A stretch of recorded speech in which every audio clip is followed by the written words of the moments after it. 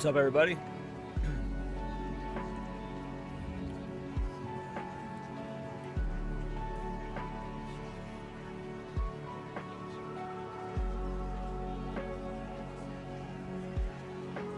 Hey, what's up, Crashes?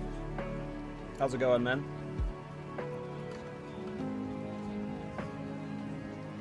Gonna do some more league start practice today. I've got the mobilytics largely done for the build,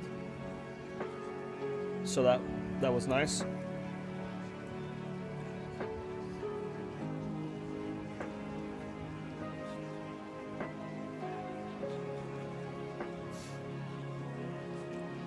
It's still not completely done. I still got to clean up a lot of the rough edges. Like, it's not like fully detailed out. Can't really fully detail it out until the patch notes. But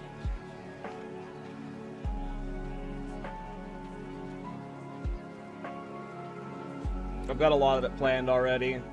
We don't have the Ironbound bow in the database yet, so I have Splinterheart, but I've got a decent amount set up. And we've done a lot of path of building, myself and then some people in the Thorns Discord. We have a lot of ideas for how the build might play. The patch notes change up the passive tree as well as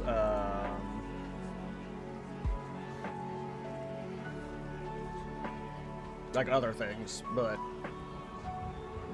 it's at least a rough starting idea.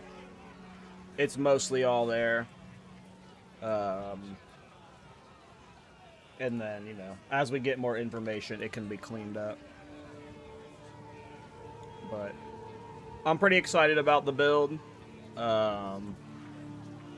There's a late game potential of us having, excuse me, 80% evasion, 75% block, 2,000 life, you know, a good percentage of deflection, and then ward as a defensive layer. And with all of that, like, in super late game, we should be pretty tanky. We're going to be leveling as armor or armor EV. We had to wait to see what the patch notes do to armor EV as, like, a hybrid style. We might end up playing armor EV hybrid just to test it out. But just like baseline, when we get to the ultra late game EV swap, that says ES swap. I need to say EV.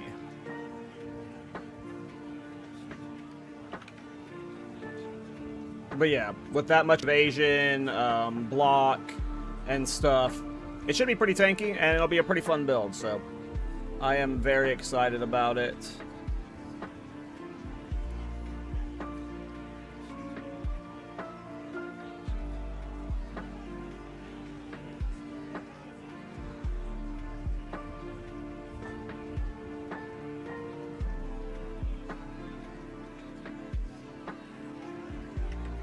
Here's the mobilytics in the chats.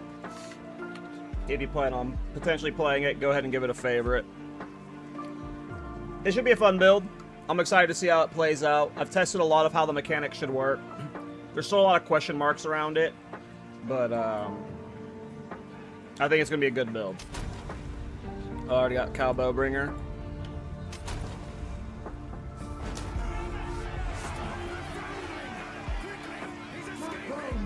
Yeah, it should be super tanky for the current content. Like, I shouldn't be able to die unless I'm, like, really stupid or just completely AFK and stuff.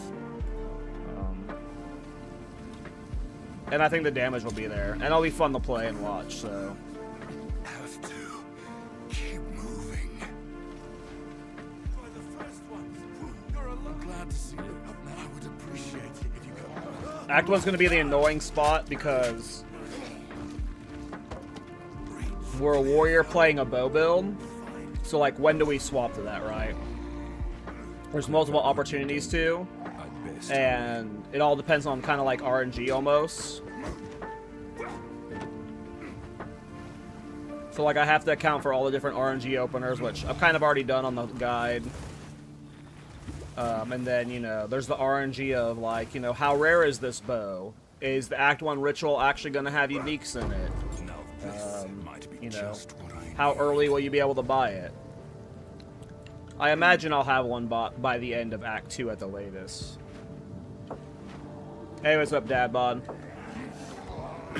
The Bowbringer is worth being baited into. Hey, what's up, Keto? How you doing, man?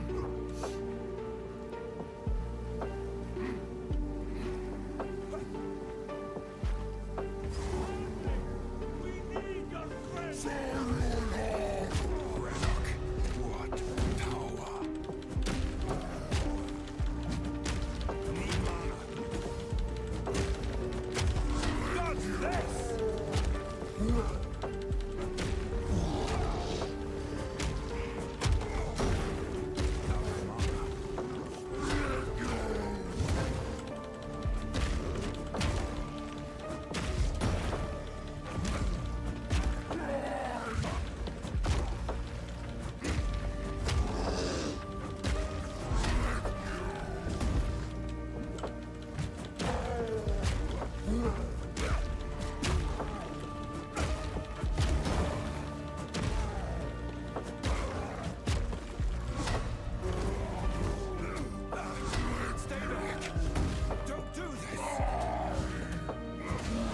Okay, so for League starting this build, it's going to be a little weird. I've got it written down in the Mobilytics, but in the Mobilytics, for the Act 1 section, Act 1 and Act 2 section, when you go bows, completely depends on RNG. Do you get enough gold? Am I a fresh save? I am, yeah, so this is a fresh start. Do you get enough gold from your first kill of Miller? First of all, does the Miller drop you a bow? If he drops you a bow right away, boom, you can immediately go bows. 2, if you don't get a bow from him, can the things you get from him sell for enough to buy a bow off of Redley? If you can afford a bow off of Redley, boom, you can start bows. If neither of those things are the case, then you're going to take Contagion with your first gem, and then Frostbomb with your second. But if you can get a bow initially, Anything take your fancy? which I think we should be able to.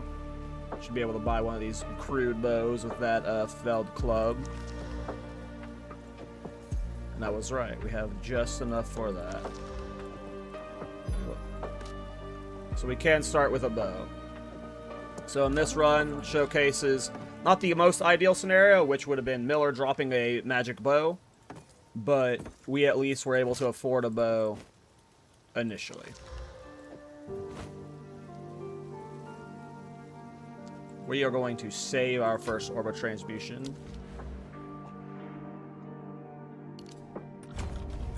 So that's the first point of RNG is, like, Act 1, when do you get to go bows? Luckily for me, with this run, I get to start with bows right out the gate. And then in this situation, I am going to be taking Lightning Arrow first. And we don't have to play maces on this run. I'm going to do Twister Bringer. Nice. What's up, Ziggy? Yeah, you and everybody else, it seems, man. What's with Twisters being so popular this league, huh? It's giga popular for whatever reason.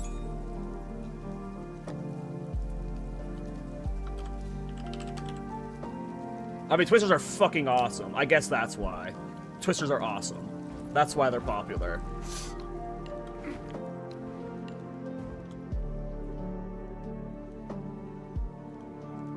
You want to farm Ritual too? Me too. I keep just flip-flopping on what mechanic I want to league start farming. But like right now, oh my, so like one of them is I want to farm Temple. I know that's crazy after this league, but I didn't play Temple at all. I didn't do Temple like at all. So I'm like, I know this might sound crazy to some of y'all. I fucking didn't do any Temple, and I think Temple's gonna be a fucking like, Val cultivation orbs are going to sell for so much this league. So as just a currency farm, I'm like, it's going to be profitable. The other one I want to farm is Ritual, just because it's in the obviously Ritual has like so much currency within it with the uniques, and omens, but specifically you can get mage, like they teased mage blood from ritual, and obviously if you pass on ritual, you know, that's how you get the mage blood, right? You want to get the early mage blood, especially in the first league it's introduced. Hey, what's up, Party Pooper? How you doing, bro? Will Ritual put Seer out of business? I mean, I at least assume, at minimum, it's going to work exactly like the Seer, where you go, you can do it once, and you get one free unique from it. You can't reset farm the Seer. Right now, you can reset farm the Ritual in Act 1, but we don't know if GG's going to fix that, but it's very likely it's going to put the Seer out of business. Alright, second support gem, or skill gem. Because we have the bow start, we'll be able to,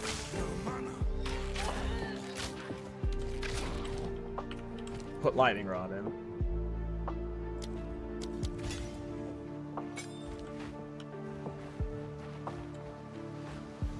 But yeah, I'm hyped for both Ritual and Temple right now.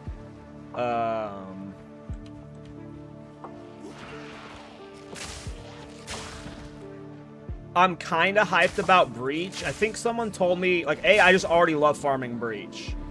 But, someone told me that, Breach is how you get the amulets that have the spirit gems on them. And I actually kind of want one of those really bad for my build.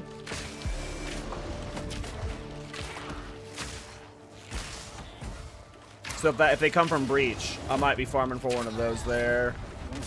But Delirium has Delirium has so much juice behind it. And like, I don't want to do Expedition, but it's what's got the new runes behind it, so it's tough.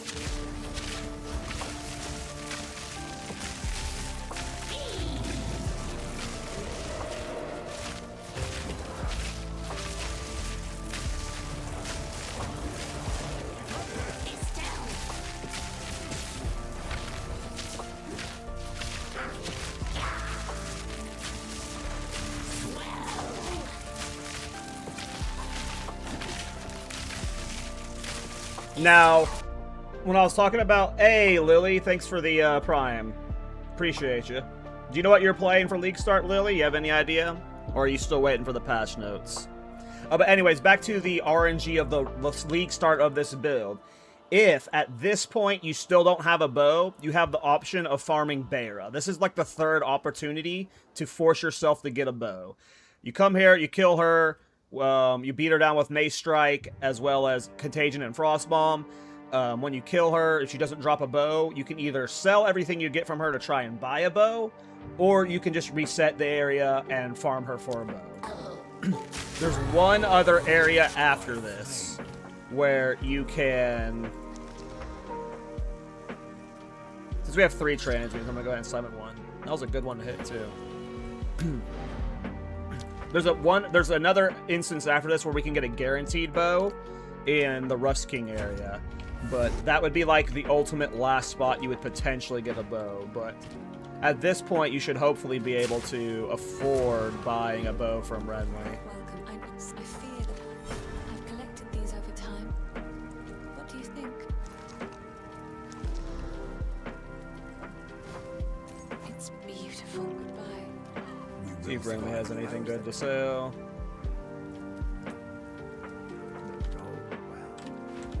Waiting for patch notes, I might go Chula Remnants minion. I'm pretty locked in on this build, obviously because if I've already made this much of an in-depth mobalytics, I've put in the work, so the amount of path of building in and in-game mechanics testing I've done for this build, the patch notes would have to reveal something awful about the build I'm playing for me to not league start it.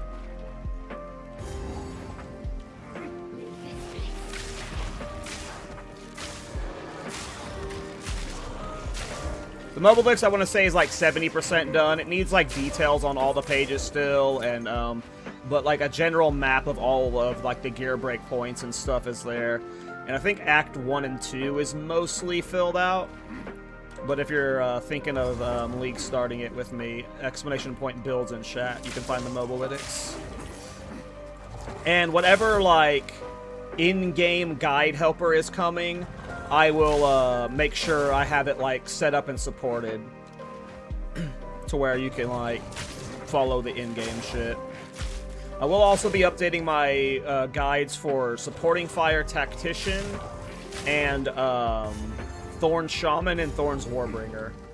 So if you're thinking of league starting either of those as well, any of those as well, I will eventually get around to those once we have the patch notes.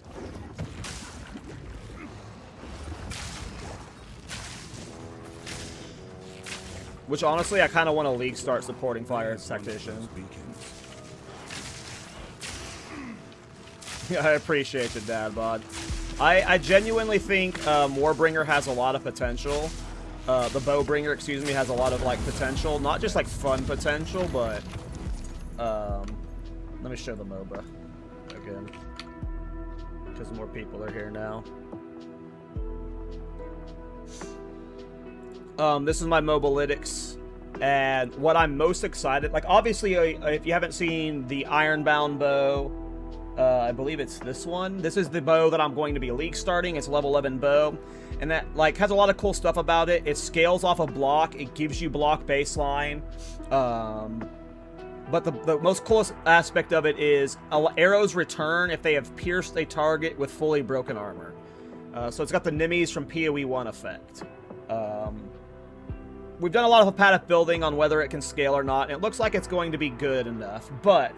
obviously the effect is cool and hopefully the bow has the damage, but what I'm currently most excited for about testing is we have made a late game evasion swap. So part of the bow's effect is you want to armor stack to get more block chance, and the higher your block chance, the more damage the bow does. So that's why you go Warbringer. Warbringer is the highest potential block chance in the game at 75%. No one can get higher, and anyone that can get close to it, like Titan, can get to 70%, and it takes a gross amount of investment. So Warbringer gets 75% really easily. So you're by default, this bow leans into armor stacking initially. But we have made a path of building setup where, with rear guard, which is a quiver that has block chance on it, and a few other things, you're able to get to 75% block without any armor, or with minimum armor. So then we're going evasion stacking behind it. And we have a POB setup where we're at 75% block, 80% evasion, a bunch of deflection, 2,000 life, and then like 1,000 ward behind it. And when I think of 75% block chance with 80% evasion, like, it just sounds like a hilariously fun defensive layer. I did see what you see about Svalin. I forgot to respond about it. Svalin won't work in this build. From my understanding, when you capture a legendary effect, it has to go into, or a unique effect, excuse me, it has to go into an item of a similar type. So Svalin would have to go in a shield. And we're not using a shield, if it works that way. But one thing to take into account is Ironbound specifically. I don't know if you can put the same effect from one item into it. This bow already has pretty good DPS, but if you can capture the unique effect of this bow, the hits with this weapon have 1 to 4 added physical damage per block chance, and you double up that damage for this bow, this bow becomes like a fucking insanely good DPS bow. But that's a big question mark with how the bow will work right now. It's a little bit of a gamble, but I think the bow's gonna be fun. And it's cool. Like, you're playing a block evasion build, you're playing a block build on a bow. Oh my god, I didn't think about doubling about the same stat on the same unique. Yep. I thought about doing that with the Thorns boots. And it's, from, like, what my lore nerds tell me, it's very likely that Ironbound bow might be an Ezomite bow. Or one of the types, whatever it is. What's the average block chance? We don't know the range on Ironbound, but we are using rear guard as our quiver, and it can corrupt up to 28% block chance. So, like, between the two, at like if If Ironbound's locked at 12%, which we don't know is a range, like to maybe 15%, or it can corrupt up to 17%. We have no idea what Ironbound's range is yet. But we know Rearguard has a pretty big range, which is why Rearguard with a corruption allows us to get a pretty high block without, like, with minimal investment. But yeah, this is all like speculation. Like, you know, we don't have the patch notes, right? Patch notes like could change a lot, but this is how we're going off the information we currently have, and it should be fun. But yeah, we got all 5. We got a bunch set up right now. We got the early game, Act 3, early maps. Most of it your armor. But you should be at 75% block chance the entire time. It's really easy to get 75% block chance with this bow. And then just like the return effect. Hey, what's up, Sleepy? The return effect could be a lot of fun, you know? There's a lot of cool potential with it, so we'll see how it goes. I'm excited about it. I am excited about it. My second build is likely to be... My second or third build is likely to be a Thorns build. We got a couple of new Thorns toys teased already, so I'm sure at some point I'll dabble, but this will, like...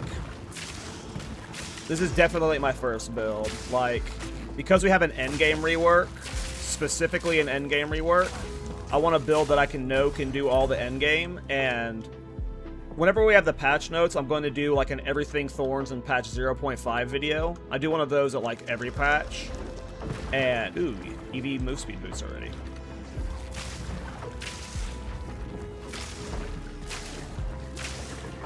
And like, it depends on how the leech changes actually look overall, but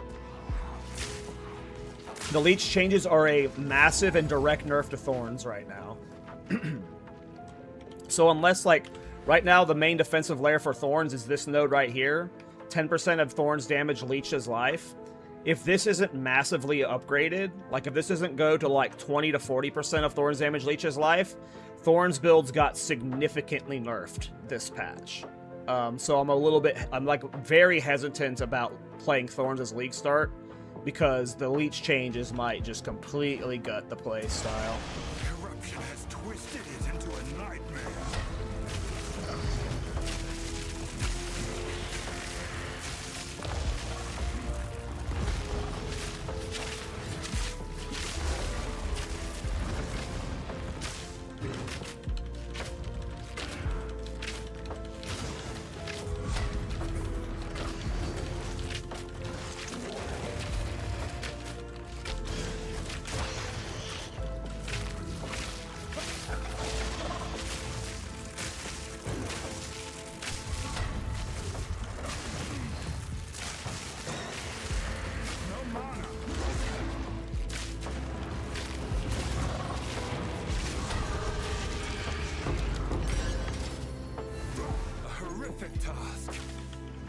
And definitely by this point, you should be able to afford a bow from Renly, if you haven't gotten one as a drop.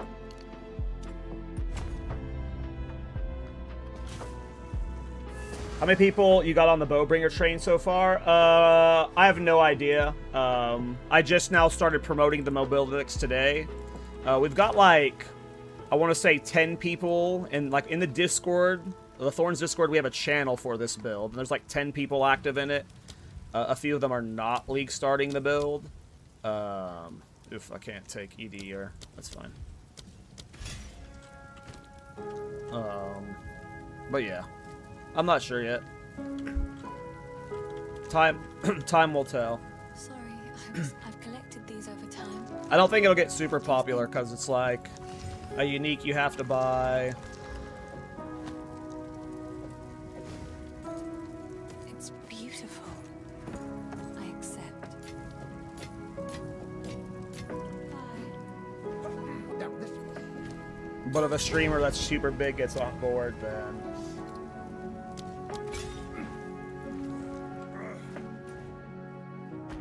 it'll pop off, of course.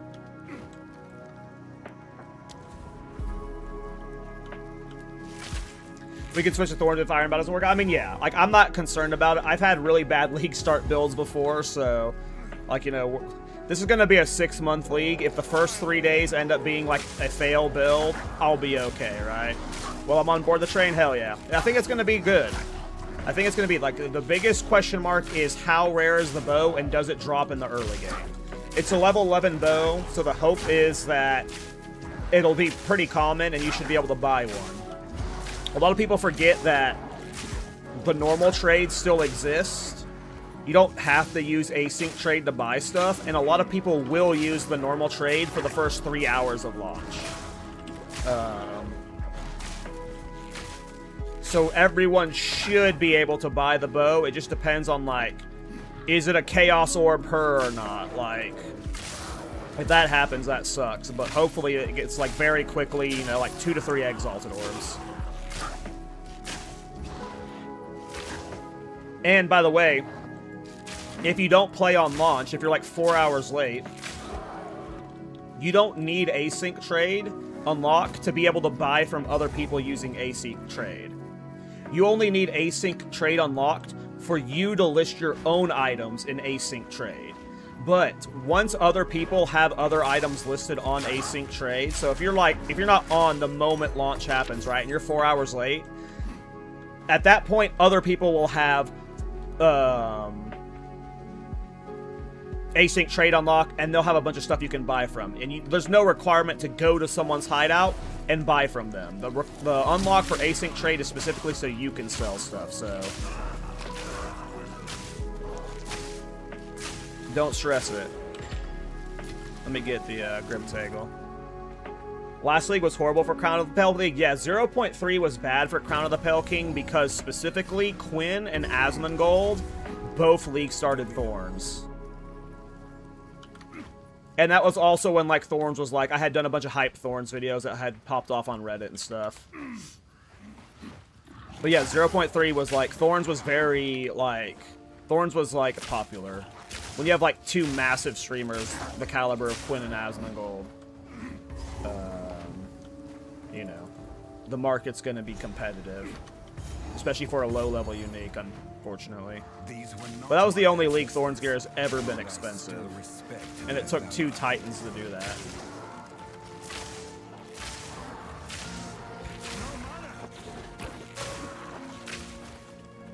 Okay, so at this point, if you have not bought a bow, and you are playing this build, and you're, like, still running around with a mace, this is where you can guaranteed get a bow. And it'll be a higher tier than the crude bow. These refined arms, they guarantee every base item you want for the starting classes or whatever. So just run around it and click all of them, and if you are just super unlucky with a bow, you will get one from it.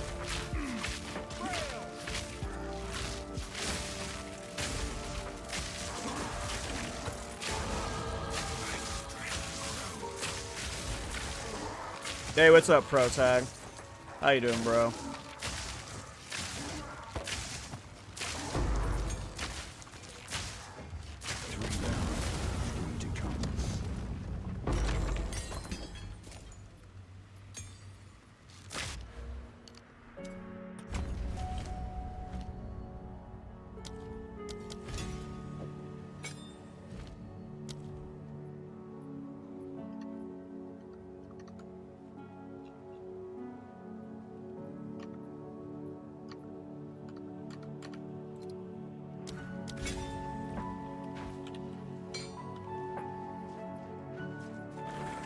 But Cheats played still patch day? Yeah. I'm sad because it doesn't look like we're going to have the patch notes before the podcast this week. So, I'm a little bummed about that. And the VOD's probably going to release after we get... It's going to be one of those moments where it's like the patch notes drop, and then everyone's watching a podcast where we're not talking about the patch notes. It's unfortunate. But I cannot wait for the patch notes. Yeah, I just can't wait for the patch notes.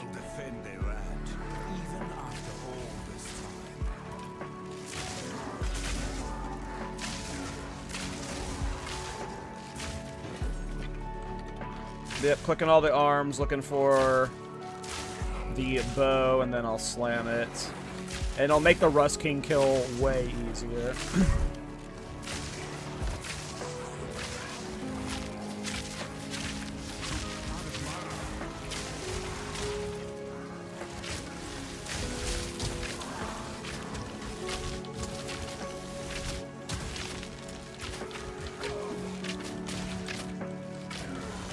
Hey, Dirk.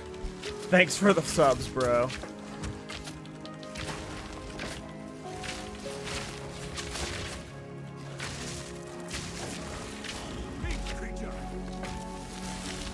Two boar heads, nice. How do you manage attributes considering Dex as main weapon and strength as armor pieces? Well, one, it's possible with, like, with the patch notes might change the fact that we're armor stacking. Armor evasion in general as a hybrid playstyle is getting a lot of buffs. So it's possible we're playing armor EV, which is less intensive on the strength dex split. But you know, you get like strength on an amulet, you get dex on a ring, you know. You do what I'm doing right now, which is alternating attribute points in the travel nodes.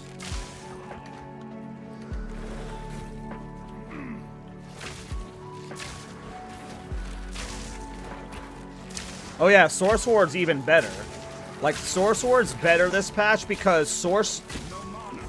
Like, the annoying part about Sorcery Ward was its long cooldown on, like, how it recovered. And it would leave your life exposed. But with Ward being behind life, when your Sorcery Ward expires, and you're waiting for it to run out, like, you have this extra, like, defensive layer around your life. Which is also a massive Sorcery Ward buff. Like, obviously, Armor EV getting changed is going to be huge for Sorcery Ward. I still want to do a Sorcery Ward with higher Exile, by the way. I have yet to do that, but I'm sure you can get a Giga Ward doing that. But yeah, Sorcery Ward's, like, just better across the board because of both the Armor EV buffs and just Ward's existence alongside Sorcery Ward. There we go, short bow. That was what we were looking for, is a short bow. God damn it.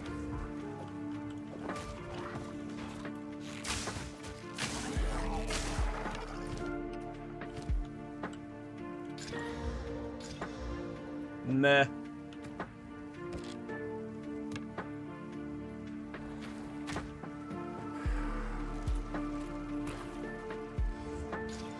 Meh. Is this 2 or 3? This is 2.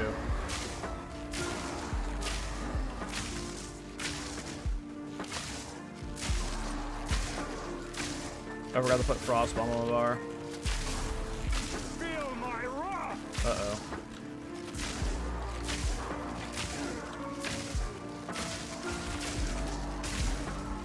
Yeah, it's funny, cause like I posted that video about how I'm gonna league start Chronomancer 99%, and then this build, like, almost immediately took over. And I've done too much interaction testing and too much pathobuilding and too much mobalytics work to not play it now. Like, the patch notes would have to have something crazy. Protag, you have any idea what you're going to be playing?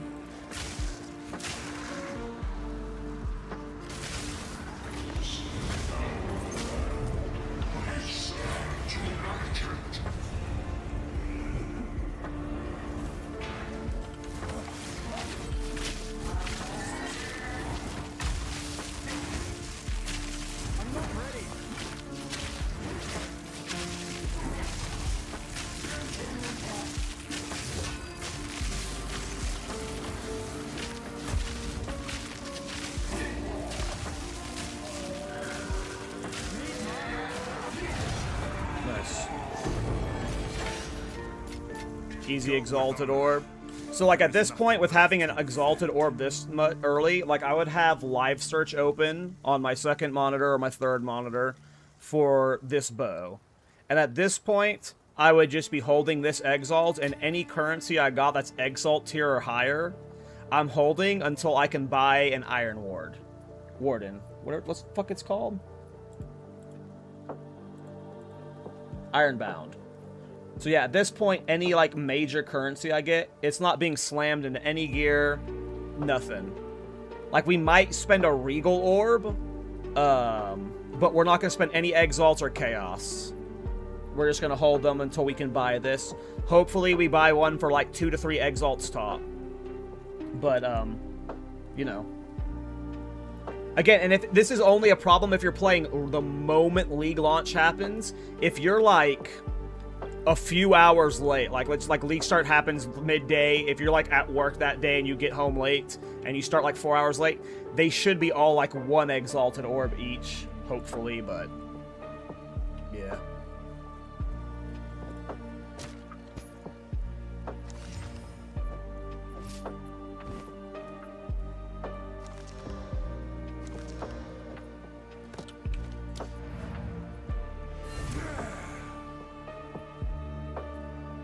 Good to know if you drop that bow, you can rip me off. Hey, if you got the first one, and you, like, if you have the first one, and they're all, like, super ripped off, you can rip me off. Like, on launch for one of the Thorns leagues, I think it was 0.3, I spent for my Thorns helmet, I'm pretty sure I spent a Chaos Orb, 3 Exalted Orbs, and 2 Regal Orbs for it.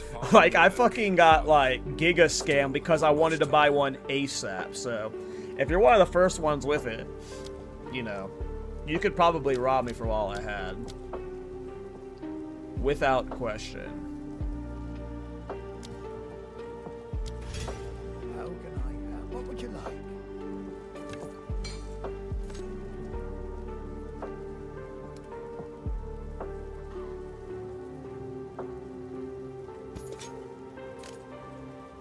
If you find a point out there. Is any good quiver to start with? Yeah, there's an okay one. Let me show.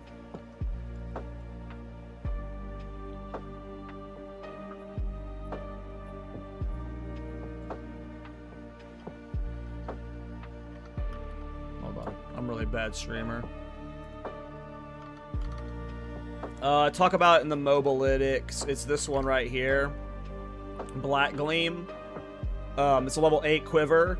And it has projectiles pierce all ignited enemies. So if you wanted the pierce effect for Ironbound early and you didn't want to use the Pierce 1 support gem, which comes with 30% less damage, this comes with no downside for pierce except for you have to make sure something gets ignited. And you should be igniting everything with your first hit. It's got a lot of added fire damage to it, and then it also gains 5 to 10% of your damage as extra fire damage. And since Ironbound should be doing really good DPS for its level because of all the block you have, like, this should be a good rare quiver, or a good, like, starting quiver, but there's no, like, ideal starting quiver, until, like, it's just, like, you use whatever you have with, like, added damage and projectile skills until Act 3. Act 3, you can start using rear guard, and then you're going to use rear guard forever. There is a world where, like, there are some itemizations in late game where you optimize out of rear guard, but rear guard plus Ironbound has so much block combined that, like, you don't have to put any passives in the block, you don't have to stack any armor, it solves a lot of itemization problems, and it also comes with projectile speed and some added physical. So, and some armor too, which helps scales Ironbound. So it's like, not like it's an awful bow, or quiver, so really it's just save up for Ironbound in Act 3, buy an Ironbound, and you'll use this forever. You'll eventually place it for a better corrupted version.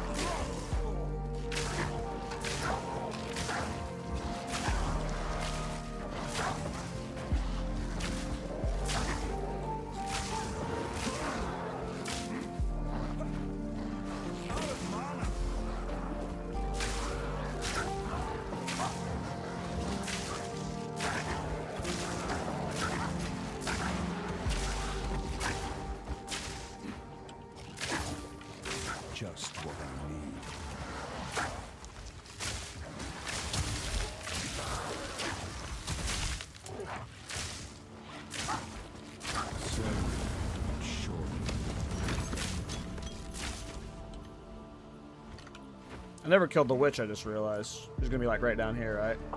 Yeah.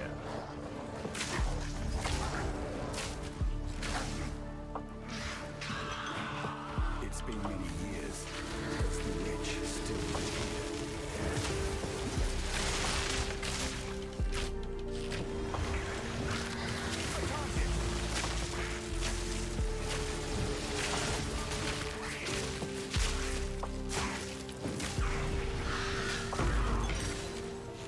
It seems no one is safe from corruption. So normally at this point, depending on what your support gem setup's going to be, you're either going to take Pierce if you want to have a Pierce for whenever you get the bow, or you're going to take Rapid Attack just to have better single target damage. For now, I'm just going to slap Elemental Armament into Lightning Rod, but at some point, you're going to need to make a decision on how you want to get your initial Pierce. When we get to Act 3 is when we get pass-through rounds, where projectiles pierce fully broken armor. This will be how we automate Pierce later. But until then, it's either you use the Fire Quiver, where Pierce, where you pierce targets that are ignited, or you have to use the Pierce Support Gem, which comes with 20% less damage. Which, you know, you got that's a thing we have to decide and figure out which is the worst trade-off.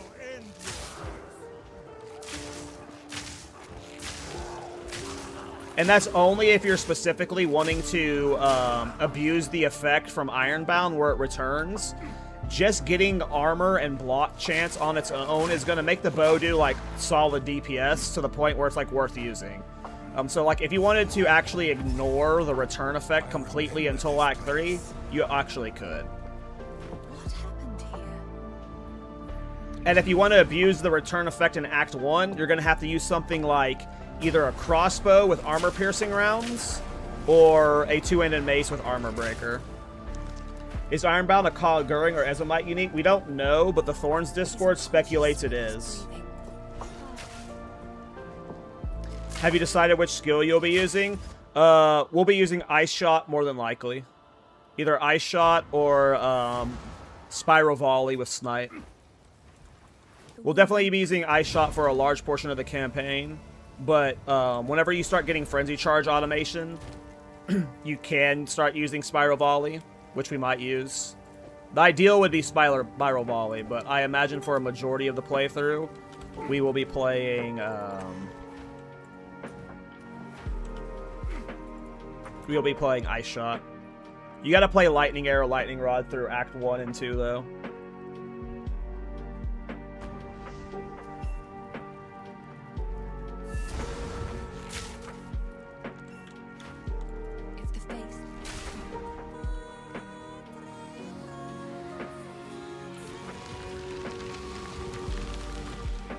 Hey, what's up, Billy? How you doing?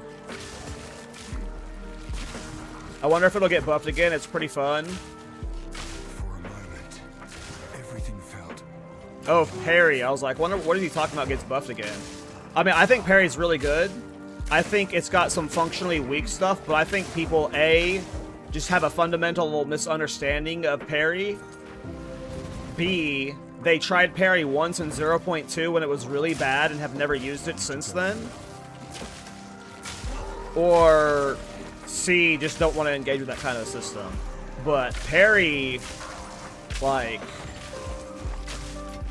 that's a lot more damage. I love parry builds. I had a really fun parry build in 0. Oh, 0.4? Or 0.3? I had a parry build at some point. I don't remember. Might have been 0.4.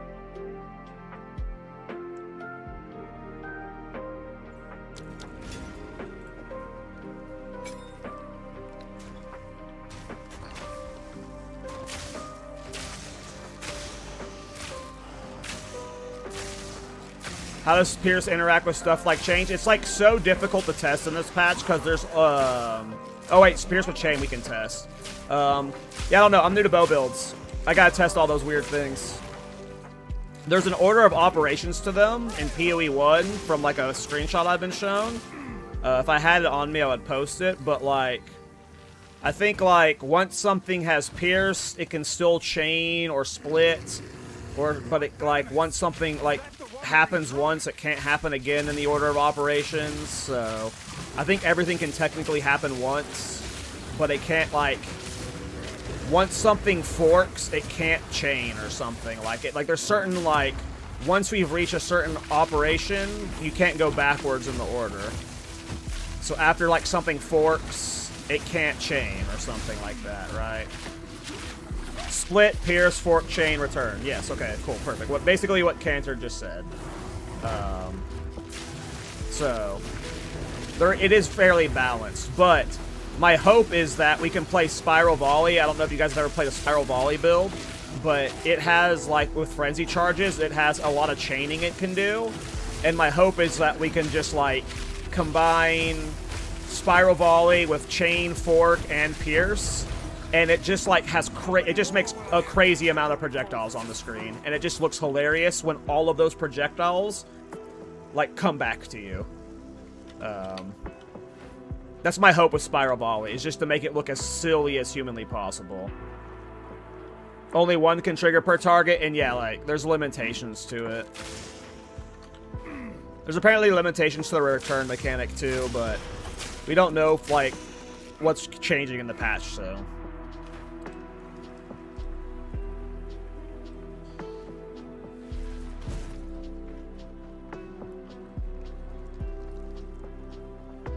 Right now, the return mechanic is kind of buggy this patch. There's a quiver I've been playing with that, like, when you pierce 2 targets, it'll make it return. And like the testing results I have with it are super inconsistent. Like, some skills when they return won't do damage, but some skills will. And then some skills, sometimes they won't return. They'll return and deal damage, and sometimes they won't. Like, it's very inconsistent right now.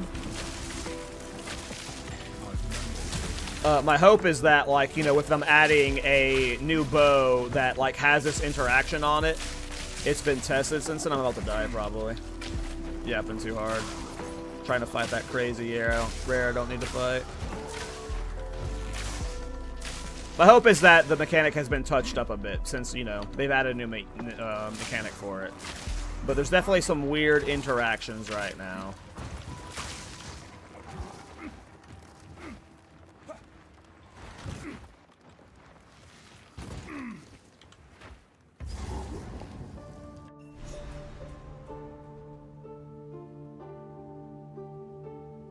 Hope the builds works out. I'm probably sticking to Titan Whirling Assault myself. I mean, I don't blame you. Titan Whirling Assault's awesome. I was very leaning towards Whirling Assault Witch Hunter for a while there. Before we started getting the teasers of new stuff, you know. But yeah, there is a return projectile in PoE 2. There's like 2 sources of it, and they're both from quivers. So, and like the interactions you have to test are like kind of awkward to make them work.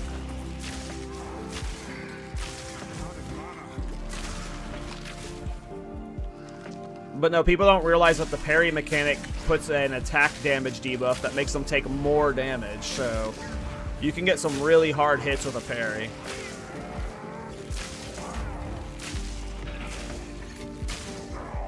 I gotta get better at skipping white mobs and only killing magic. That guy's thick, though.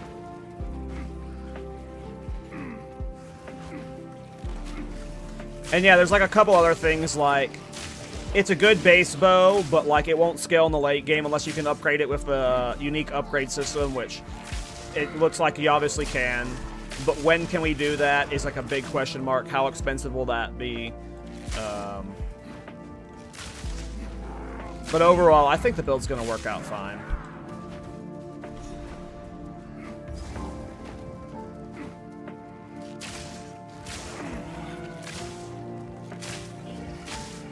I should be able to, like, you know, have a fun enough league start, clear most of the end game, and make a bunch of currencies. Will it be, like, the best build of the patch? Probably not, but it'll be cool looking. Like, there's no way it's not really cool looking, you know? Rest well. Should be the last weekend.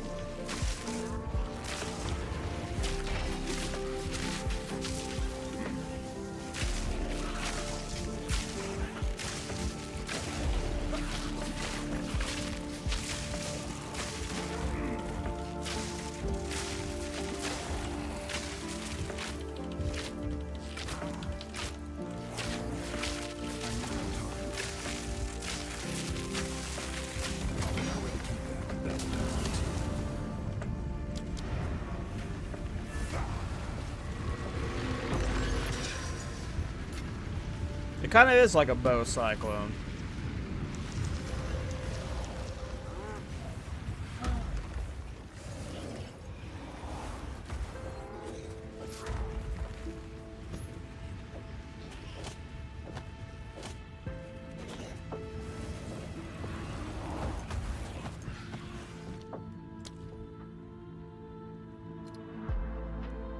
We're gonna go ahead and take Pierce just to get a practice one with Pierce 1.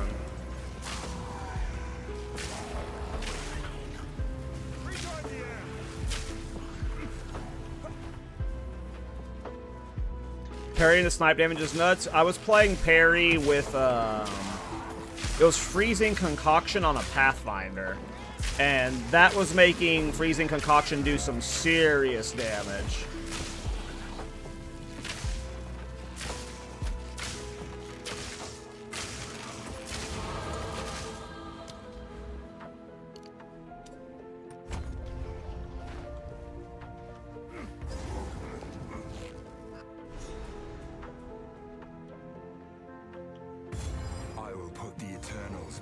I haven't done a ranged parry build yet. I've used 2 bucklers so far with parry builds. I use the one that just makes the parry debuff, like, have more value.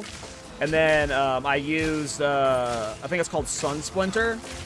It's like an elemental bow, or a buckler. And it had, like, +4 cold skills. And that was really good for scaling the damage of freezing concoction.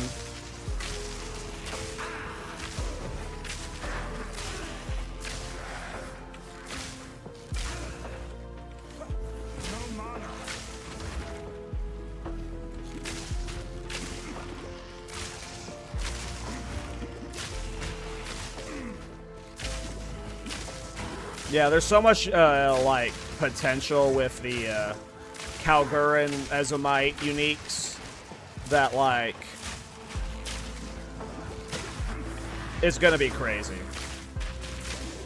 I'm sure there's just gonna be, like, 1 or 2 that are, like, mathematically so good that most, like, attack builds are gonna just slot this into their weapons, or most, you know, caster builds will swap this into their weapons or something, but, I'm sure it's just going to add a lot of fun stuff we can do, too.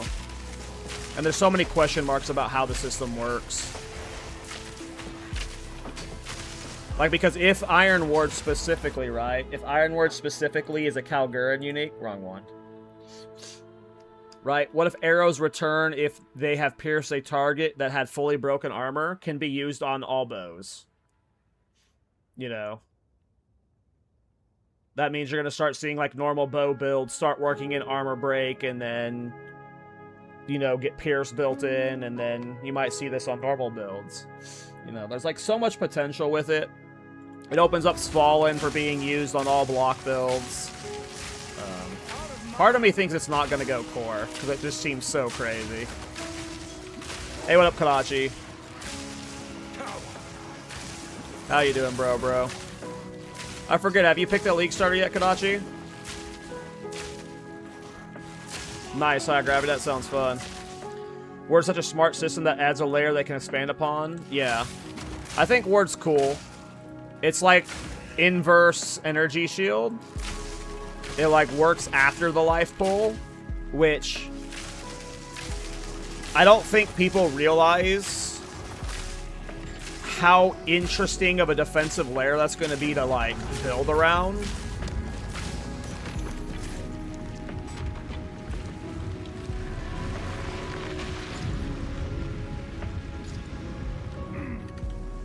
The fact that it, like, it gives you a cushion. And I don't know if you saw in the video, it looks like it regens immediately. So it just seems really good. Like, Ward seems super freaking good. Your way has no place here, currently. Right of the ball through. Excellent. I need more time.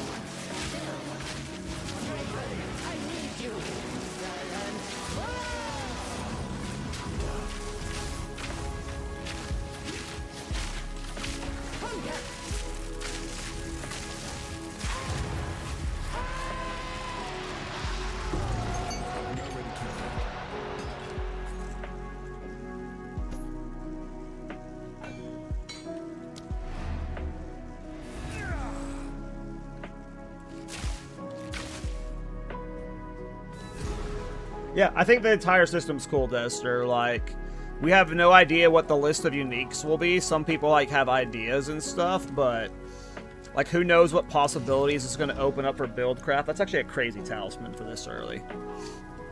Sorry, please. Take your time.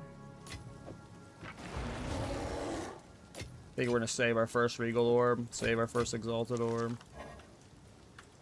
It's beautiful. I accept.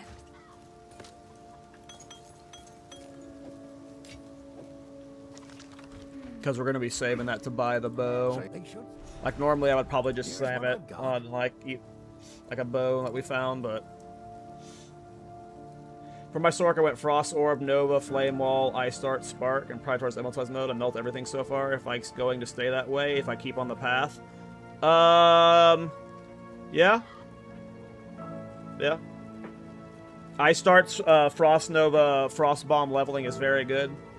That's one of the meta leveling builds.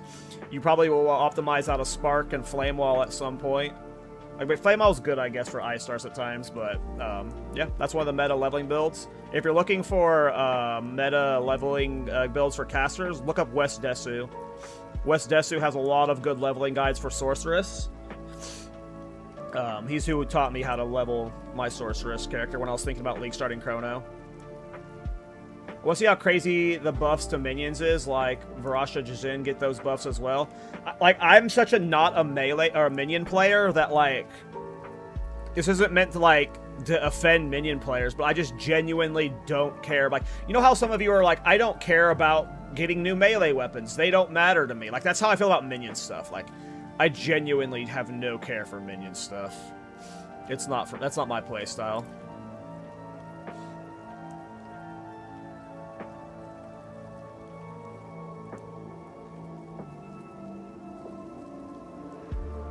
Wait, you're not the Edie Ski guy? Nope, nope. That's the German. I'm the Tourist Thorns guy.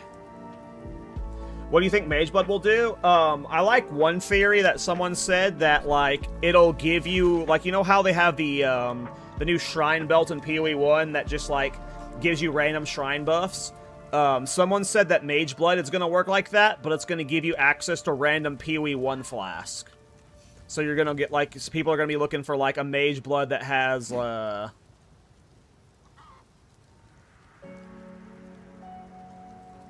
Read up, Cal? About what? You're probably referring to the Ice Shop Snipe build for Ranger? What are you talking about?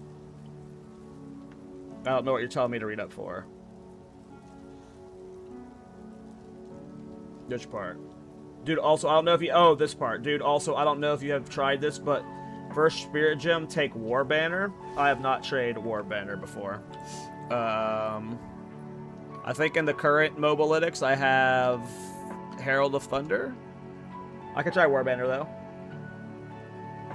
Oh, so I actually did the Face World build? I mean, so the thing about Elemental caster builds is, like, even the best ones are, like, slower than, like, meta leveling builds. Like, caster leveling is not that great, so, like... It's kind of good that you, like, are playing one of the good ones. But I personally like the Elemental Frost style with Frost Bomb and Frost Nova with Ice Darts. Like, all three are fun spells, so... Will you be making a Thorns build in 0.5? I'll be updating both of my videos for Thorns in 0.5. And I'll be playing one at some point, but not for a League start. The Leech nerfs... combined with a brand new endgame, make Thorns very risky for a League starter. And as somebody who's put, like, so many hours into this game, and, like, I want to play the new endgame now, right? Like, I've been playing the same endgame for so long, I want to experience as much as I can, and, like, there's just too many risks with Thorns as a League starter that, like, it'll struggle at times. Like, I'm really confident that it, like... Unless the patch notes reveal crazy Thorns buffs. And I mean, like, crazy Thorns buffs. I would not recommend League starting Thorns. And that's if you want to experience the entire endgame at, like, the highest tier difficulty. If you want to clear every single new boss at tier 3, the hardest difficulty, You probably can as Thorns, but you're going to be looking at like 4 to 5 minute boss fights. It's like not going to be like... And like you never know with Thorns, like there are boss fights like Jet that are just like really hard because of the attack pattern and how hard he hits. So it's just up to you. Like if you're wanting to just like experience the end game a little bit, clear the campaign, quit after like doing each mechanic, like and completing the quest for each mechanic, you'll have a great time with Thorns. But if you're wanting to like really dive deep into the end game,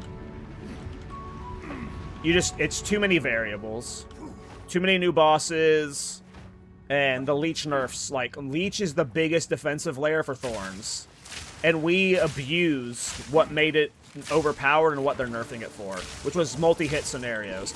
Essentially before, you could have multiple instances of Leech active. So if you got hit by like 6 people, which happens a lot when you're mapping, or you use Rapid Assault with barbs, you're doing 5 instances of Thorns damage in 1.5 seconds in that situation. And every single instance of Thorns damage you do was like overlapping its Leech. So in multi-hit scenarios or in damage instances where you're using Rapid Assault, you had a lot of Leech layered on top of it. We were absolutely abusing what they nerfed about Bleach. And unless the Thorns Leech node right here is like buffed to like 30% Thorns Leech damage, it's a little bit risky. It's a little bit risky to League start Thorns. So probably character number 2 or 3 for me.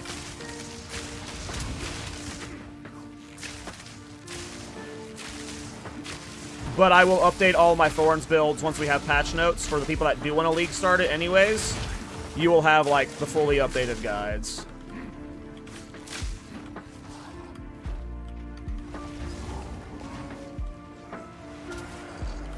Oh, this rare wanted to follow me all the way in here for the boss fight. That was weird of him. Carry soul for my collection. You shall die. Slowly. I need more time.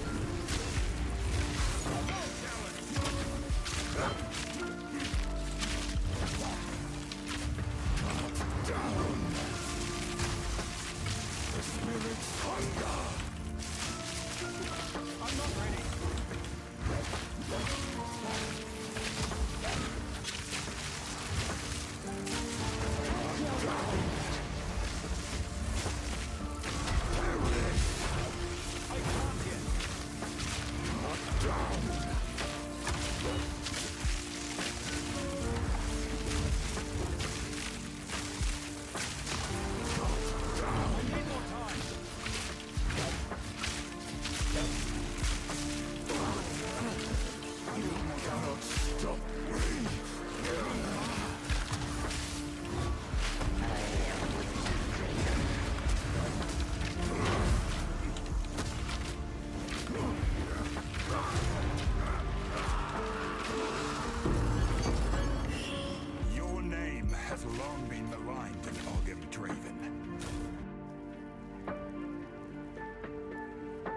I mean, there's a lot of changes they could have buffed Thorns. I mean, we know we're getting a new Thorns mace, but...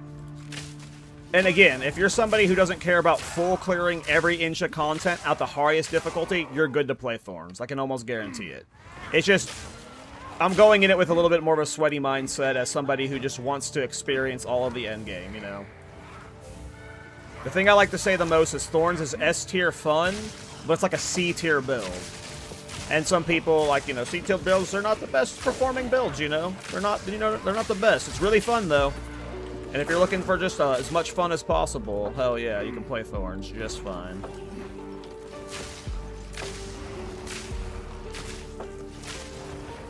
But, you know, again, patch notes could change everything. Could make Thorns A-okay. I still probably won't League start it, because I'm really locked in on this Ironbound build. I'm really excited about it.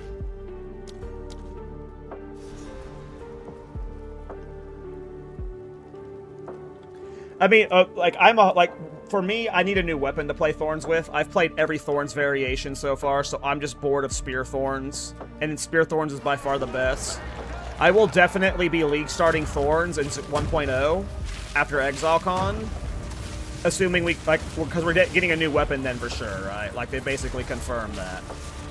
So, for 1.0, I'll be league starting Thorns. But at that point, I'll already have played the new Endgame, so I'll be, like, less, you know, inclined on, I'm out of mana. Did I not refund my flask before coming in the boss fight? I guess not.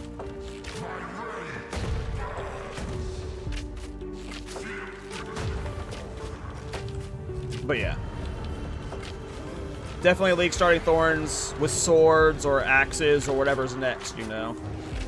But this patch, nah.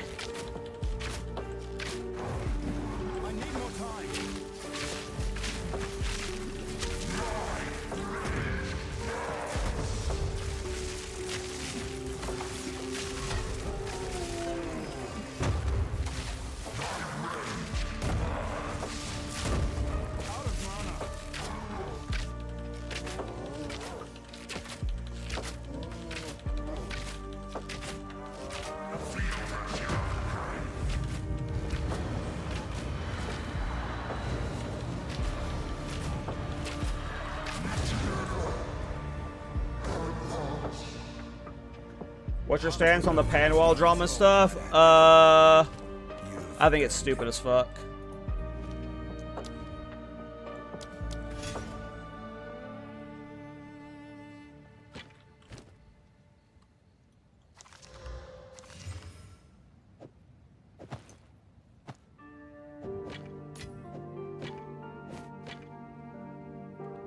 PoE community loves to make drama out of nothing.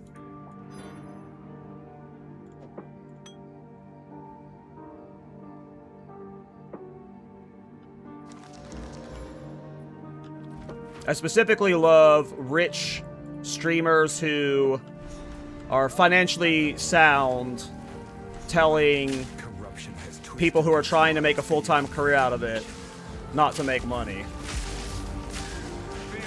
I think there's a valid discussion to be had around it, but to me it's a fine example of the PoE community policing, or whatever they want to call it, in a very cringe way.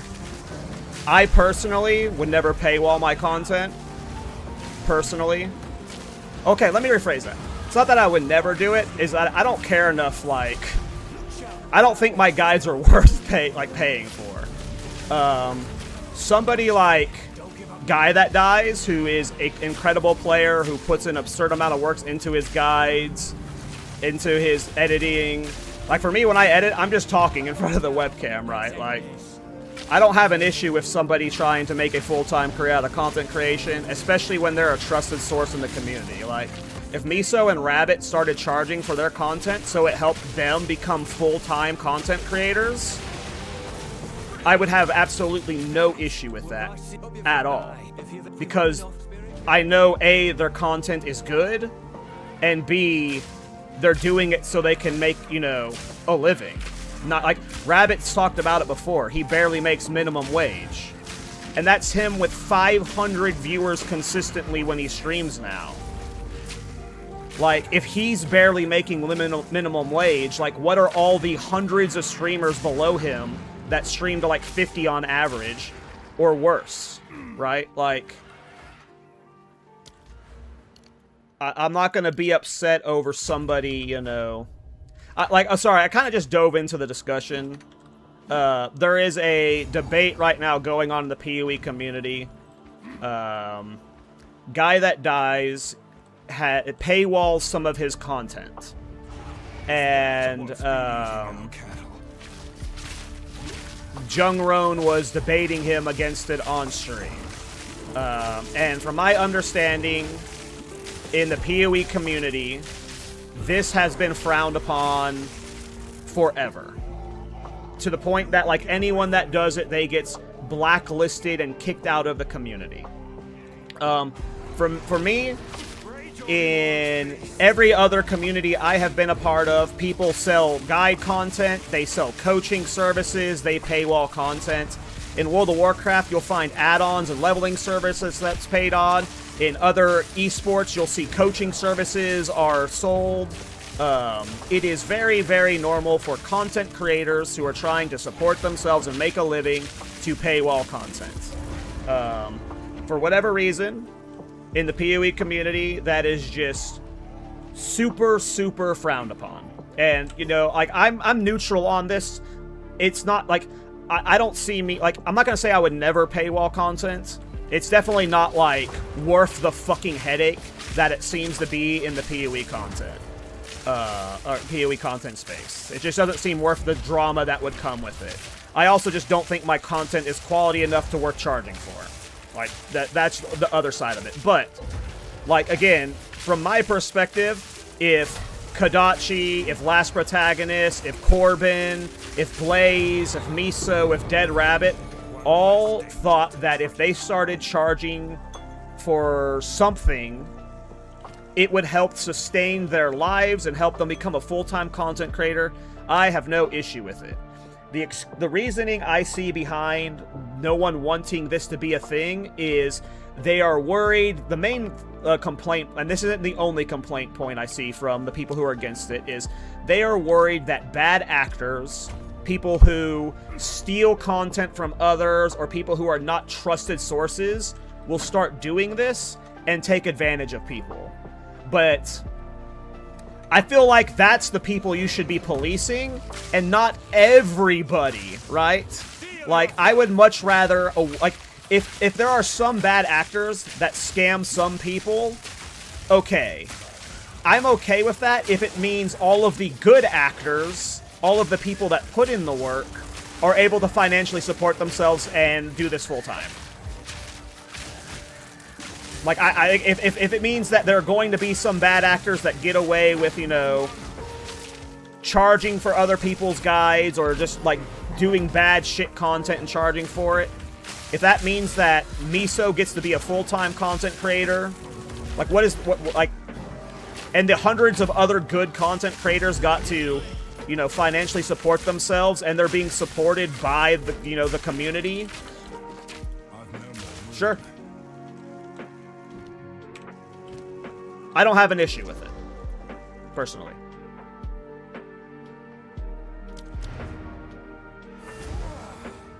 Obviously, it's an ideal world scenario either way. Like, you know, it's a gray area either way you want to look at it. My problem is with, from the PoE 1 standpoint, or not, I want to say purely PoE 1 standpoint, but like the PoE's standpoint where they're against it. I don't like how the discussion is, if you do this, you're going to be ostracized out of the community. It's so intense and gatekeepy, where, like, there's no discussion that's ever allowed to be had around it. And I don't like how it's that intense from that audience. I feel like, you know, it's a gray area for sure. And GGG very well could say, like, you're not allowed to do this, and period. Boom, it stops that from happening, which I'm fine with, you know. It wouldn't bother me either way, but if we're specifically talking about Guy That Dies, this guy just got, like, first place in one of the races. He's one of the fastest players we've got. Like, he clearly grinds and cares about the game. His content's well edited. Like, I personally, unless there's just something I'm missing behind the scenes, don't see him as a bad actor.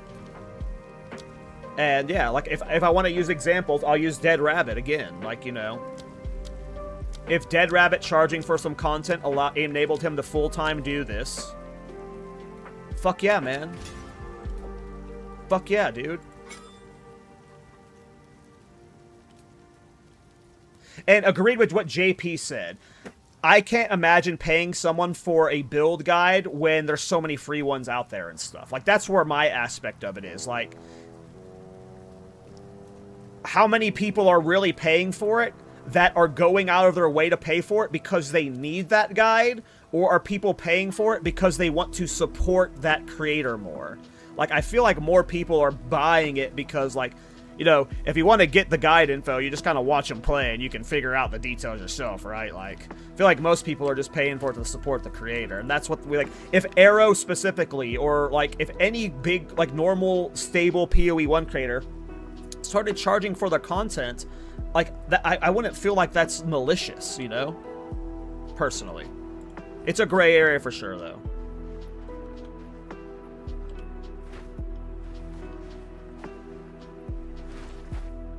I don't see me ever doing it. Even if it got normalized, just because I'm not confident enough in my content for it to be valuable to sell. Like, that's just it. But, like, I know Jungron was against it, but if, like, Jungron charged for his content, like... There are far more of them than I expected. Yeah. If Jungron charged for coaching, fuck, like, yeah, like... He should be able to, you know? That's my stance on it. Won't talk about it anymore, because I really don't think it's that big of a deal. I'm neutral overall.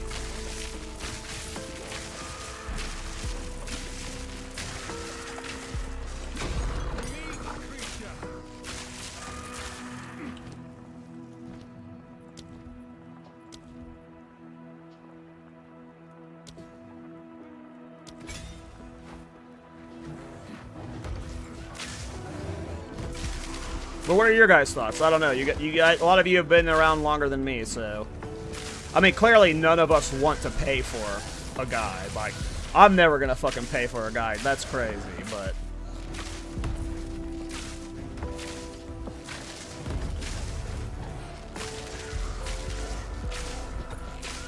it don't bother me.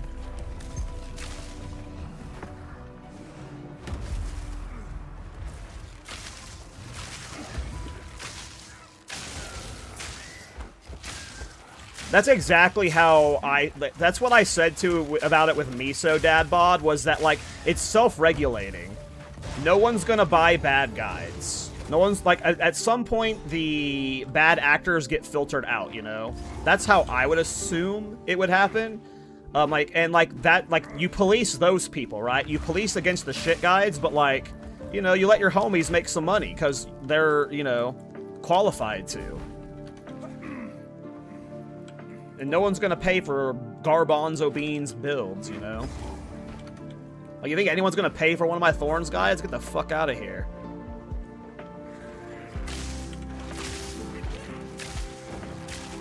Exactly, Squid. Like, exactly. That's literally how I feel about it. Like, exactly. It's just, you know. If someone wants to alienate a portion of their community to do that, which, you know, that's always gonna happen. Like, if we paywalled the podcast, right, a majority of you would stop watching. Like, that's just how it goes. But, yeah.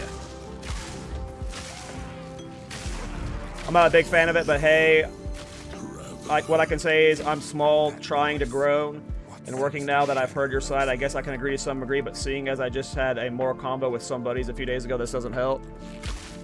I mean, perspectives can change, moralities can change. Like, again, I come from, when I used to first get into content creation and whatnot, I used to do esports for StarCraft 2. And back then, this is like 2010, there was no money in esports. There was no, like, ad revenue. People weren't making money off of Twitch subs. Those didn't exist. Like, people didn't have partner and stuff. And the only way, like, any pros back then made money was through coaching. So, like, I just come from a completely different era of time where it was like, if you wanted your creator to be successful, at that time, like, they needed, like, you know, to coach people. They needed to, like, find alternative revenue sources. If you want to say you have a problem with, like, someone like, you know, a massive creator who, like, clearly doesn't need to paywall it, you can maybe argue against that, but, like, literally, like, if Fubgun paid for coaching, or had paid coaching sessions, like, I'm sure people would love one-on-one coaching times with some of the best players out there. Like, it doesn't seem like an evil thing to me, you know?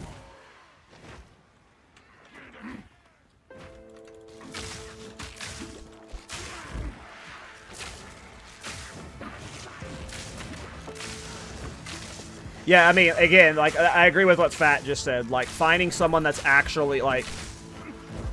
It would be impossible to, like, truly hide a build to the point that, like, if you know how, you'd be able to find a variation of it. Like, it is so rare that someone has a build purely unique that they can hide like that, so...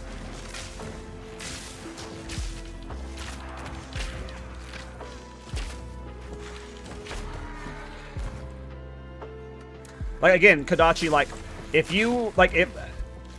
It doesn't seem like there's too much support for it in the PoE community, but if one day you had, like, paywalled content or a Patreon or something, and it made you a full-time content creator, like, that's when I go, like, I don't have an issue with that. I would want you to be full-time.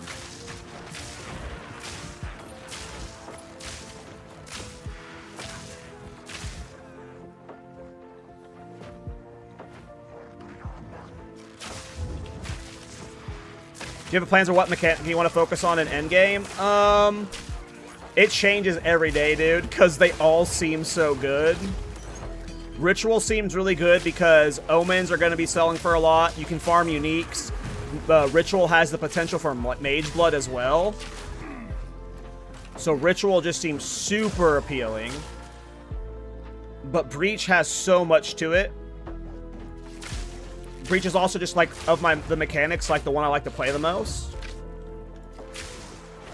But Breach has the new amulets with the new spirit gems attached to them. And then the Breach rings, they look like they have new implicits on them. Like, there was a Breach ring that had, like, added attack damage as an implicit.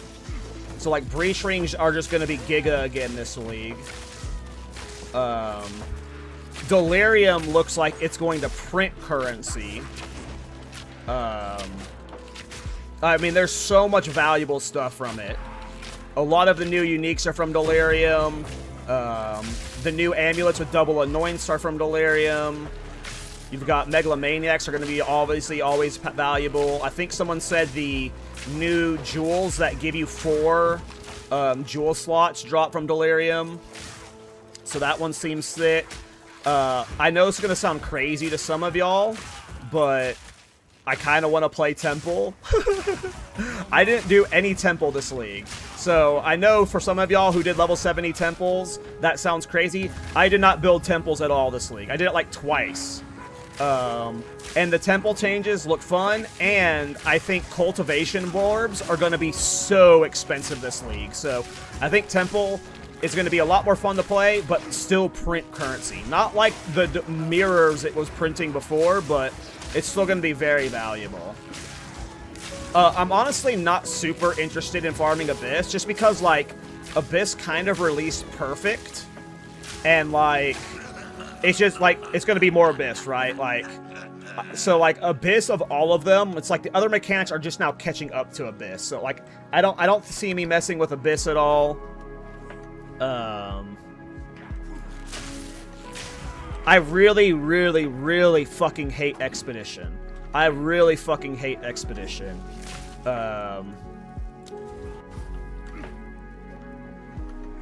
But it's going to be hard not to do Expedition when it's got the new League mechanic behind it with all the new runes and the ward system behind it. So I don't know what I'm League starting. If I had to pick one right now,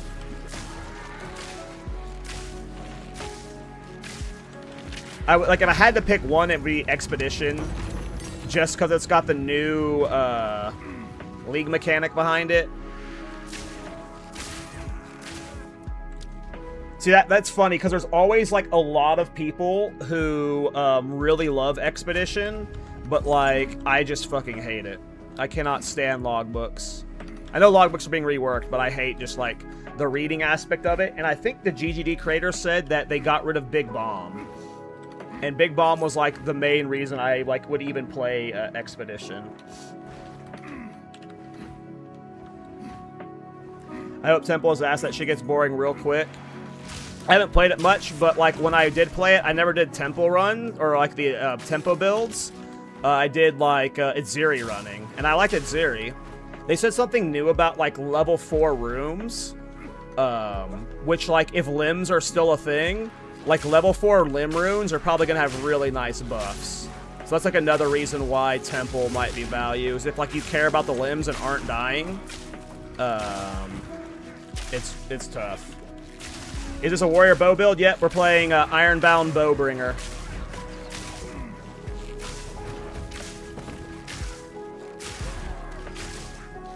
That'd be worth it. I had no idea logbooks were a thing.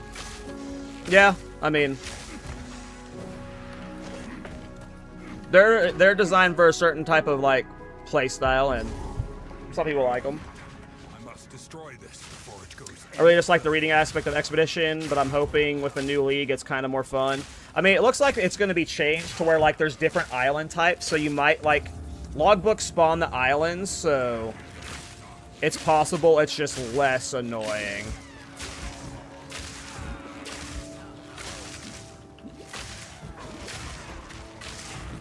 I mean, that's a fair point, Ciceran. It's like, obviously, that shit gets grimy. They got rid of damage immunity on Remnants. For me, the biggest one that always fucked my builds, because I used to play a fuckload of Leech builds. Like, every life stacking build I played was a Leech build.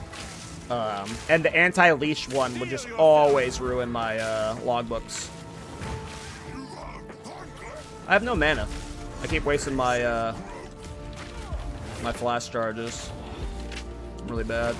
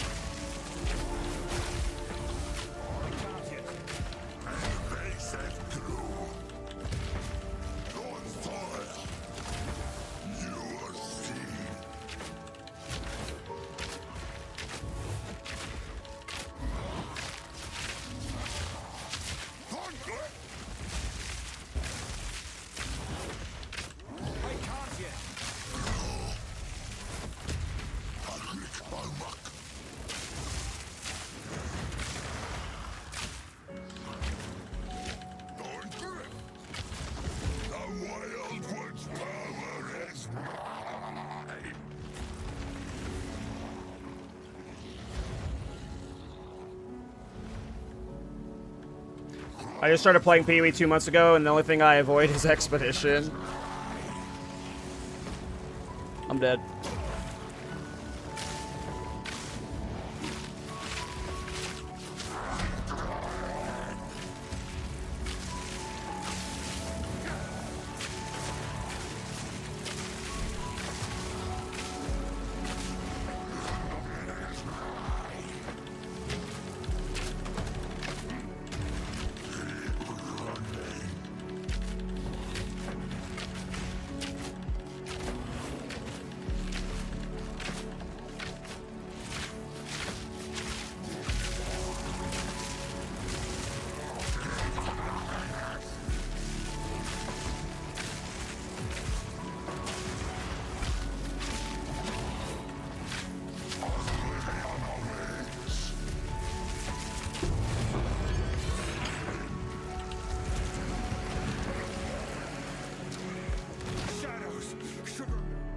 Would you tell me to chest Karachi War Banner?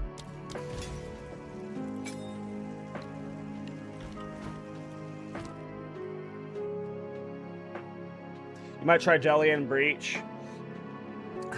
I really don't know what I'm trying. Like, clearly, I think, like, this is, like, I'm going into this build with a lot of different things. I'm wanting this to be my first... This could be my first character I push to level 100, but I'm wanting to full clear as much as the end game with this character as I can, so... What I'm starting, I'm not sure yet, but I imagine I'm clearing everything. What are the key points to this build? Here, let me link the mobilytics, and I'll do a build walkthrough again, because I like talking about the build. Please like and favorite the mobilytics, we'll just favorite it.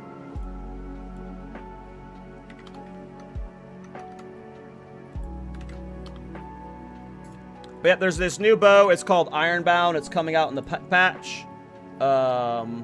It has 3 interesting modifiers on it. You get increased block chance per 100 armor on your body that you're wearing. You get hits get added damage physical for 1% block chance that you have. And then if arrows pierce a broken armor target, they return to you. So there's a lot of cool things going on here. It scales off of a block, and it has block on it. So you're blocking with a bow build, which is cool. Getting 75% block is the highest block in the game, so that's why we're Warbringer.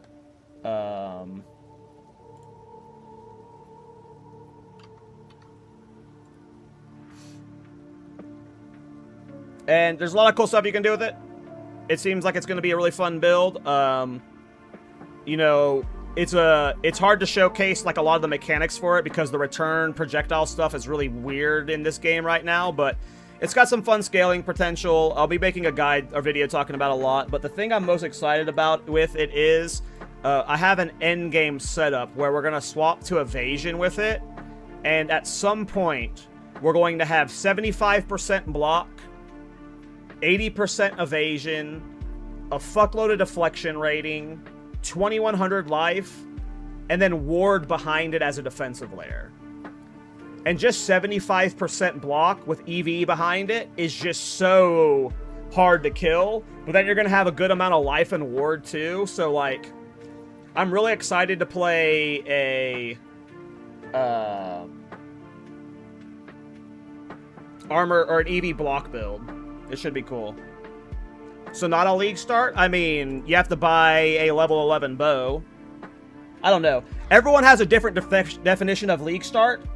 Like, if you're talking about the PoE 1 where league start means it has to be a build that costs nothing, that can full clear the game on a 0 budget, then no, it's not a league start. But is it a build I'm league starting? Yes.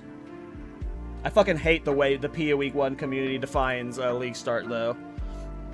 Because that very specifically means a very specific type of build that's like, you have to, like, you know, it has to be cheap and clear all content, and I assume this build won't be cheap. It'll be, like, you know, in the middle, I'm guessing. Yeah, I know you're memeing, but, you know. Enjoying the practice? Yeah, it's fine. I'm just bored as fuck, man. I'm just bored as fuck. And I just want the patch. Like, I'm just so desperate for the patch. Thank you. See you. Do we know if the new Horus Flight unique gloves increases the Culling Strike threshold for the skill that it grants only for all Culling Strikes? So I have no idea, to be honest. A different plan. Do we know when it's dropping? Yeah, like 2 weeks.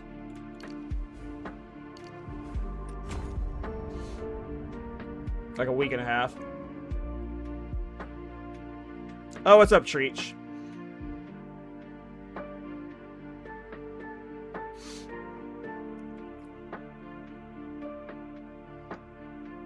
But yeah, patch notes are this Thursday, which I'm very excited for. We have the podcast with Pox on Thursday, by the way, which I am very excited for. One of my finest. YOLO.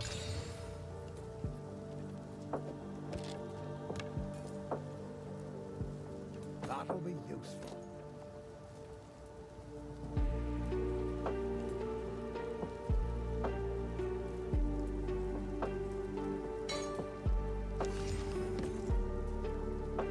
Deal.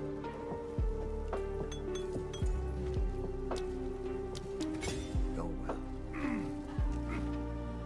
I think cast on crit lightning orb with unique gloves is going to be absolutely insane. So, like, I love Culling Strike builds, and yes, Lightning Warp, Culling Strike is really good. The problem I have with Culling Strike builds is, like, Witch Hunter should be the Culling Strike Ascendancy, clearly. But Blood Mage is the Culling Strike Ascendancy, and that pisses me the fuck off. Blood Mage is the best at everything.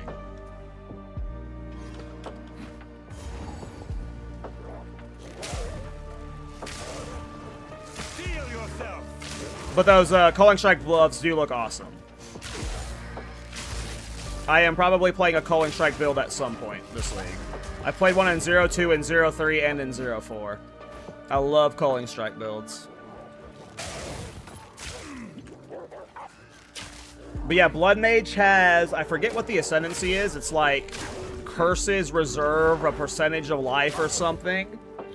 The way that interacts with Calling Strike is just busted. I believe Blood Mage is the only ascendancy that can get 100% Calling Strike threshold on magic monsters, and it's because of that node.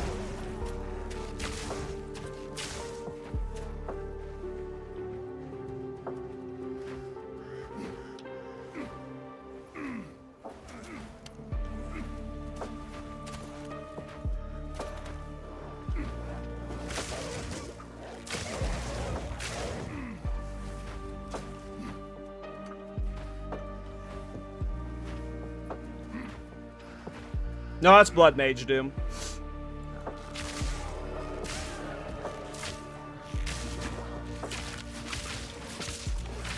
I need more time.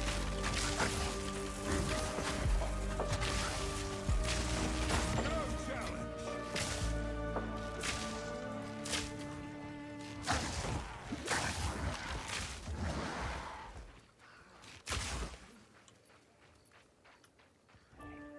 It just depends on how the skill works, Zillant.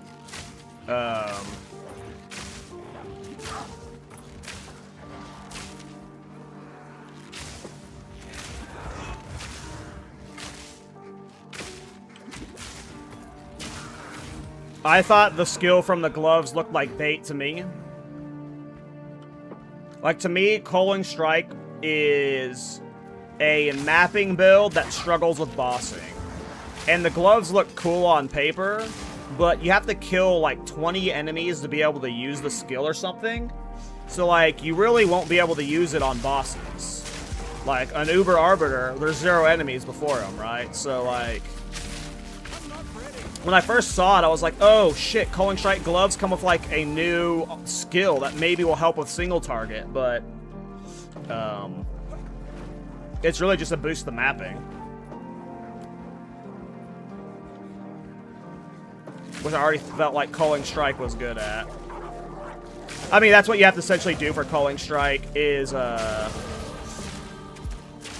have a second weapon set for bossing. Is essentially what you have to do.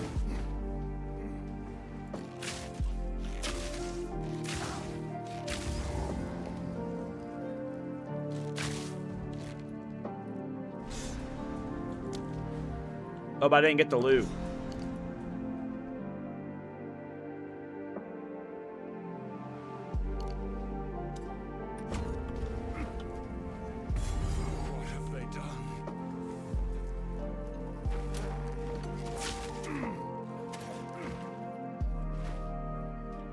Calling Strike builds are awesome on a Blood Mage, Kadashi. I don't know if you've ever messed around with one, but using, like, Lightning Warp with a Blood Mage for Cole is fucking, like... It's super fun. Fear will vex you. You are no warrior.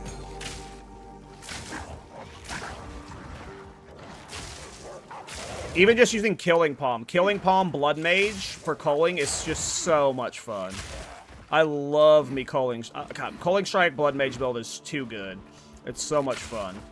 And like when you have cast on crit in it with Lightning Warp, you're just like warping around the map, crazy stuff. It's super fun.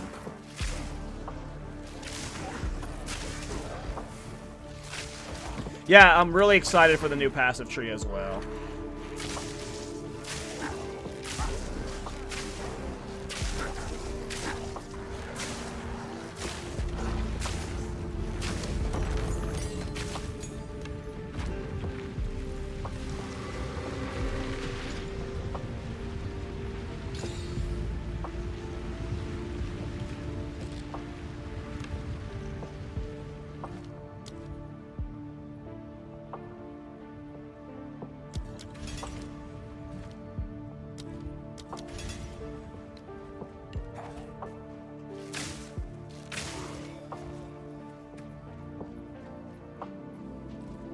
bad.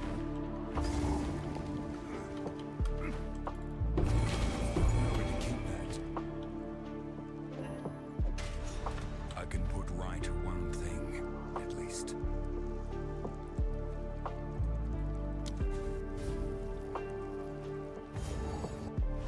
Oh, I mean, like, the main reason I wanted the League start Chronomancer was to play a Runic Ward skill. Like, I think, you know, with 25 of those coming, there's bound to be some cracked ones. Like, right now I'm talking about using, like, Ice Shot and Spiral Volley, but what if one of the new skills we get's a bow skill? Like, we have no idea what kind of skills we could be getting, so... And then the new support gems as well.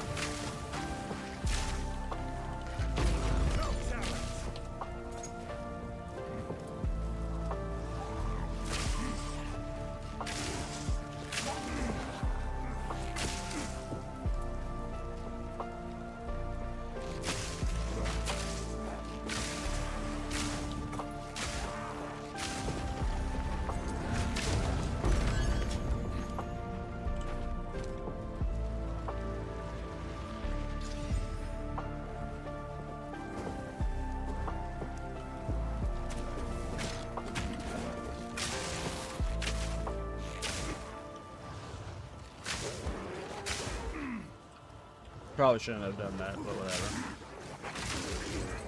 Should have saved that rune for...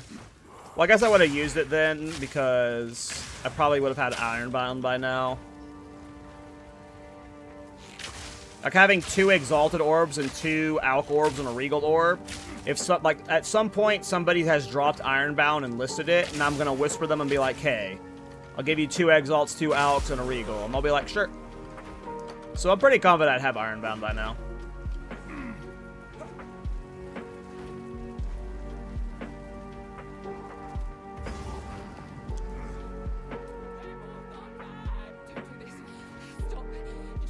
Without snaking, tempo layout is not fun to run. I mean, you can still snake. The runes just get voided.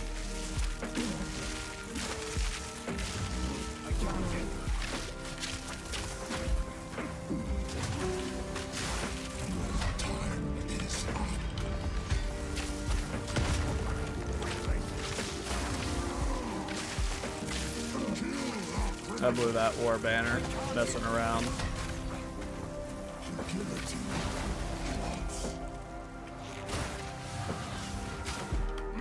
Motherfucker blocked my snipe. Couldn't get that freeze consumed. Okay, no freeze consumes on this fight.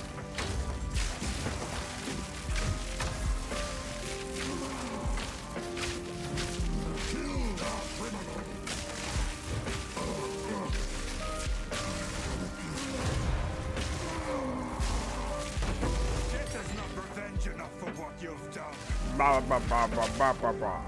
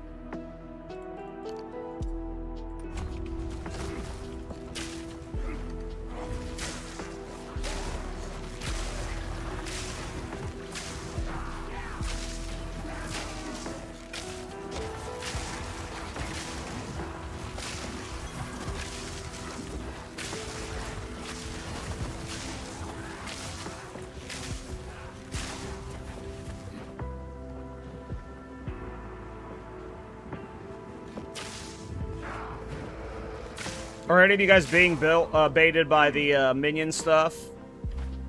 The companion ascendancy?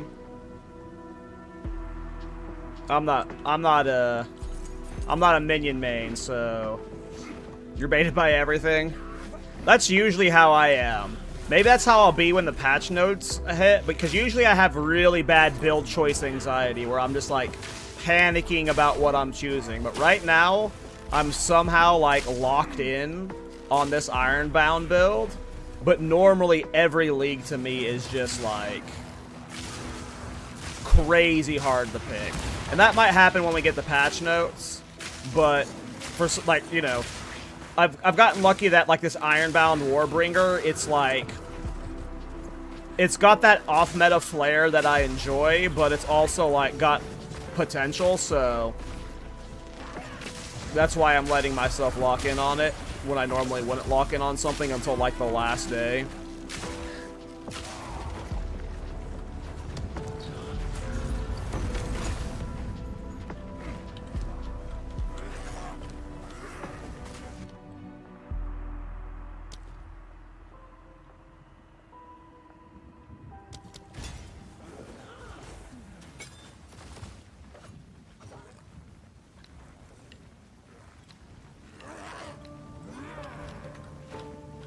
Oh, I got turned around. I thought we were at the exit. I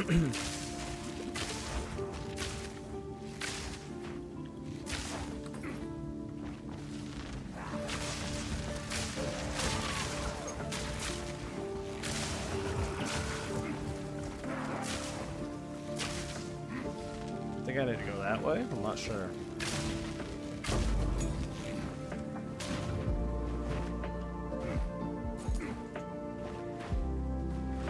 Seems like every streamer is doing a Twister minion build. It does seem like either everyone is doing a Twister or a minion build. That's for sure. Like, everyone's doing Twisters, everyone's doing minions, or Fubgun's playing Fubgun builds. And then, like, some people are on martial artists. I feel like Crip always mains minion builds, so I'm not surprised to see him playing a minion build. Has every unique been data mined? No. I don't think anything's been data mined yet. Geonor must be made to answer for his crimes.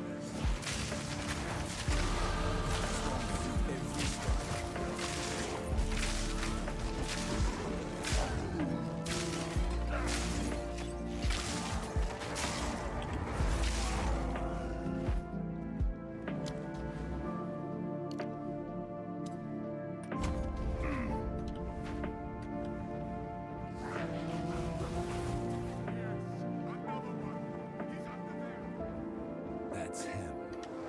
One of us will not leave this manor alive.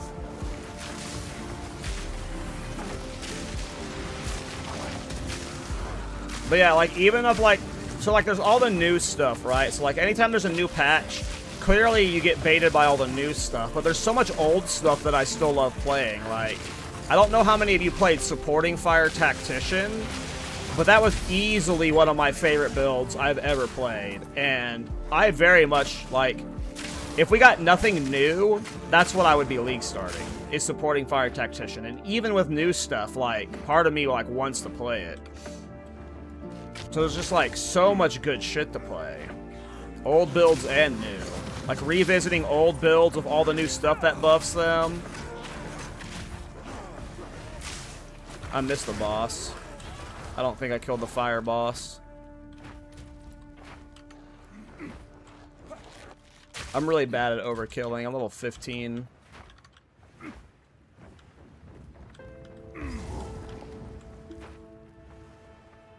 And then I haven't even seen the Chronomancer rework. Maybe like the Chronomancer rework gets me back over to Chrono. I didn't play Supporting Fire yet. I was going to League start at this time, but Bowbringer won my attention. Yes! The Bowbringer army. What sickness has come among us that so unsettles our minds? It sits poised to strike. Nowhere is safe. I don't think I have enough freeze right now for to reliably depend on Ice Chopper bossing, because I'm sure Lightning Arrow would have killed the boss by now.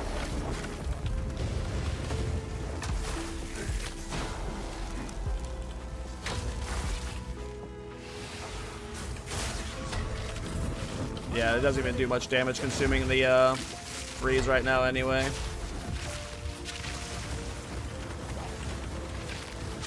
Snipe one-shotting boss is more of like an Act 3 thing. You can kind of do it in Act 2. I gotta get the support gems and snipe first. We got another ring finally.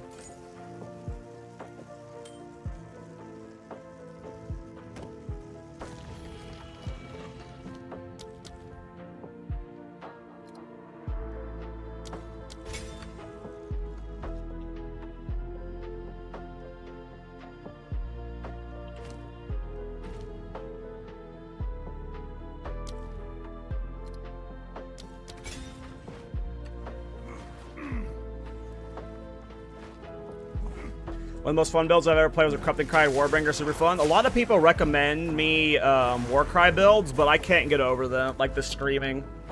It's just too much screaming. They look really fun though. And good. Cry builds are fun, for sure. But I cannot like play that for an extended period of time.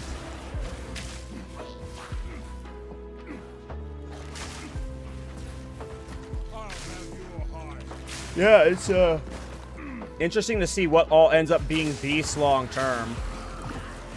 Because they joked about how like Kajionor's wolf form end up being a beast we could tame one day. That would be crazy.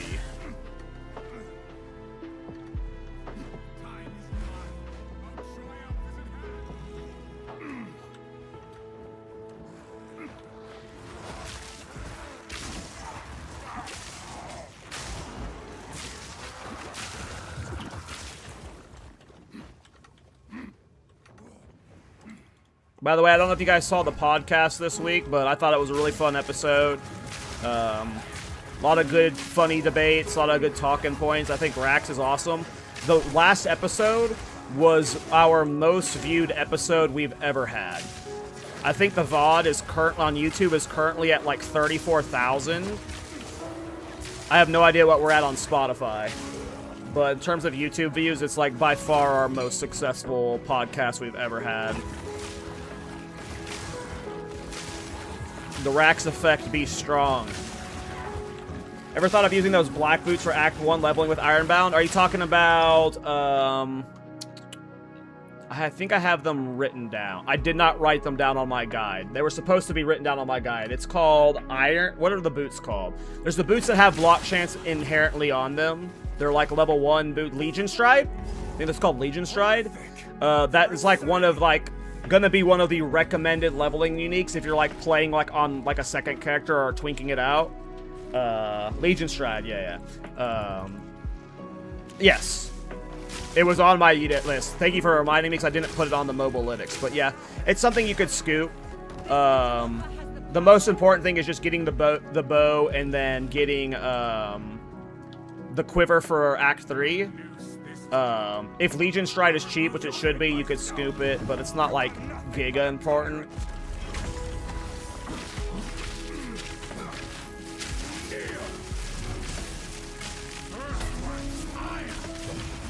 Oops. Noob. What a fucking noob.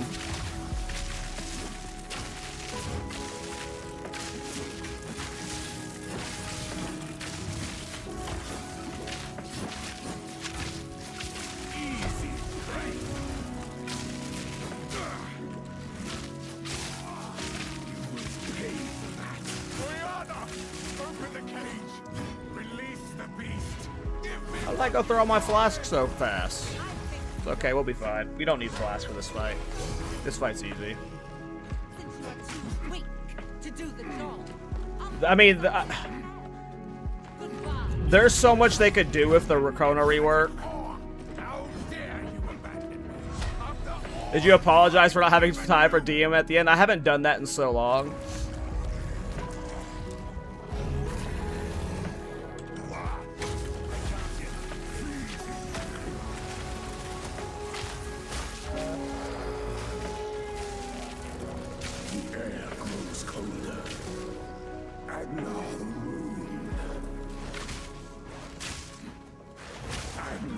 For the new Dragon Spear, there's a new Dragon Spear. Okay, I gotta pay attention. I'm about to die. And imbued by the moon, I didn't know there was a new dragon spear. What's it do? or gifted, branded and afflicted, your veins soon chilled. Agna shall slay Agna. Freezing flame. I will take out your heart and savor each bite.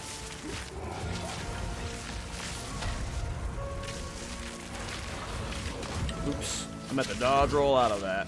Solstice of pain.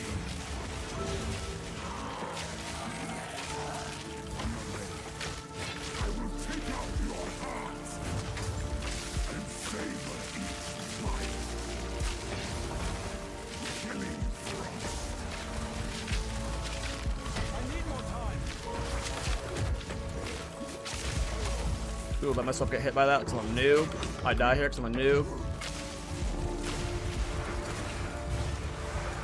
Hold on that almost because I'm a noob. Can maybe kill him here.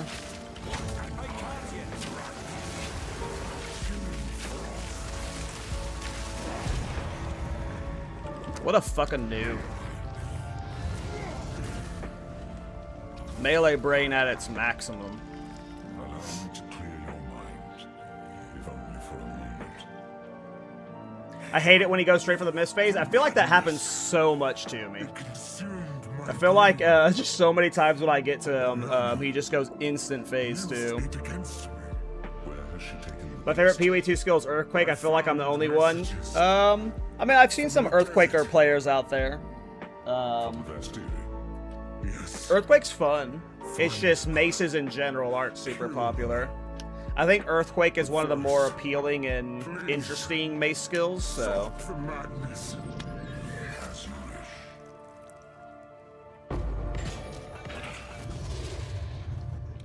We must make haste.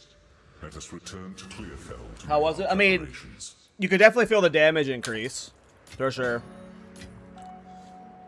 I can see me using it on League Launch because I don't really need help with clear because my arrows return, and I'll be using Ice Shot. So like I need Herald of Ice then, so I could see me using it for sure. Be careful. But like in terms of how does it feel, like it's hard for me to answer that because I'm so new to bow styles. It's just like, yeah, it felt like it was hitting harder, but you know, in comparison, I don't know. Oh, it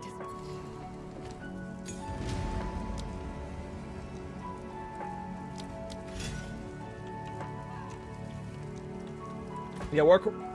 Isn't it like when Earthquake is, when you're dual wielding, Earthquake's faster or something?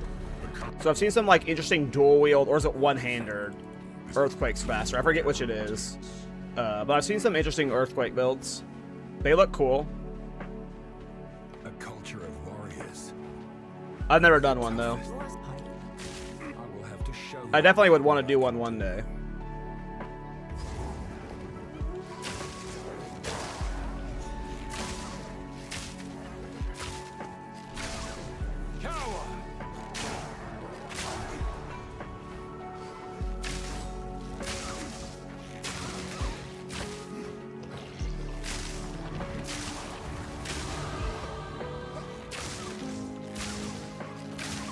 Well, everything sucks if you look at it in a certain light, but it's fun, so that's what matters.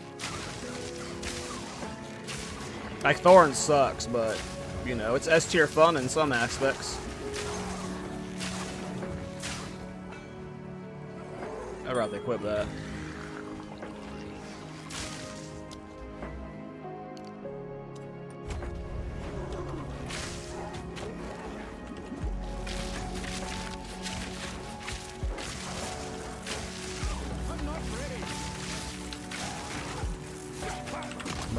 I'm being a bum. Trying to get that banner down and got slapped.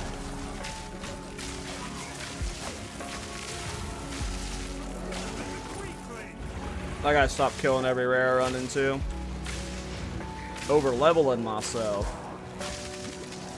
But I feel like with once I have the Ironbound set up with like its pierce and return arrows, I'll be over to overclear so well that like Just shooting a group of enemies with ice shot, and then all the shards returning is going to clear everything.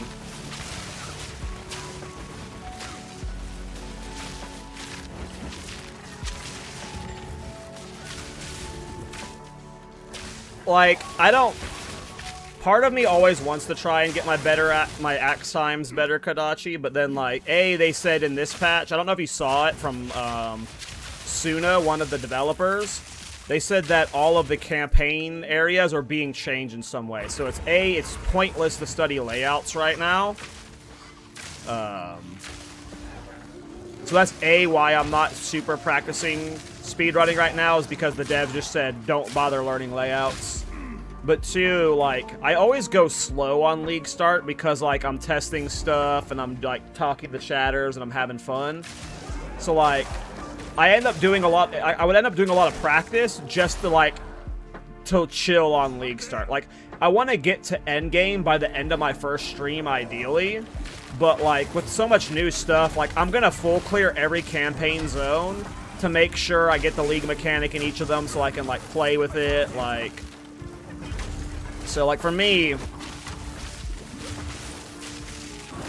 I almost never feel the need to go super fast. I don't know. But specifically this league, with them reworking campaign layouts, it just feels kind of pointless.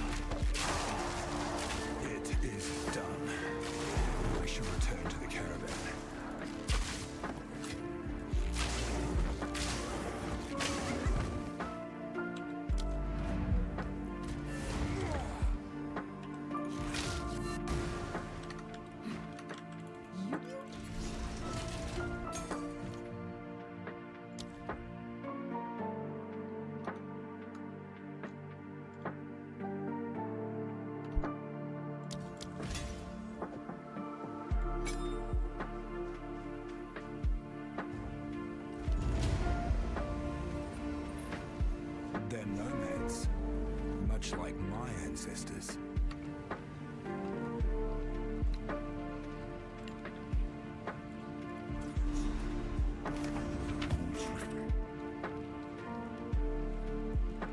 Nobody played Hammer of the Gods last week? Literally no one? A few people did. Miso had a build, and so did Circle Circus Gaming. There were two really cool Hammer of the Gods variations that I saw last week. Go look up Circle Circus Gaming's Hammer of the Gods build. It was really fucking awesome. And then Miso did his variation of it.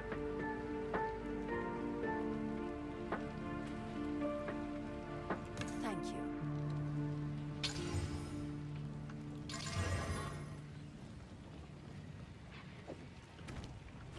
Warm nights. Barely an upgrade.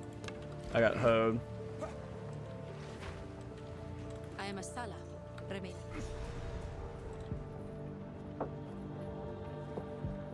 But no, let me just show you, because I want to show you it. It was awesome.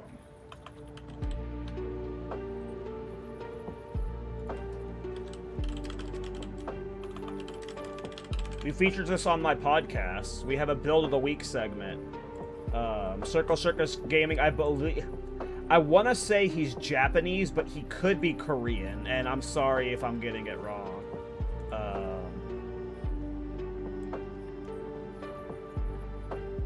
But this build's fucking awesome.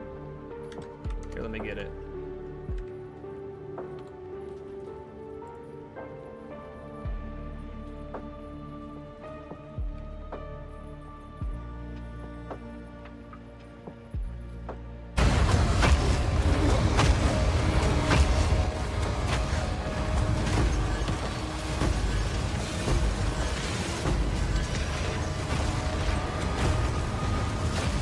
He got it to where he could just fully spam Hammer of the Gods. Just instant glory generation. If you look in the bottom corner, you can see his hammer. It is just instantly filling up. It is an awesome build. And he optimized it like further than this, to where like he was doing bone shatter movement speed with it. This is one of the early variations with it, but able to full clear content, like super, super good Hammer of the Gods build. I mean, this is like Uber Olroth. He like looks like 3 million damage a hit, like literally only using Hammer of the Gods. 10 seconds for Uber Jet, like.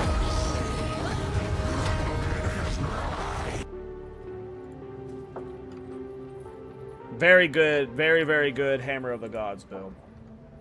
Let me link it in the chat. Shout out to Circle Circus Gaming. We featured, like, I want to say he's one of the people we've featured the most on the podcast.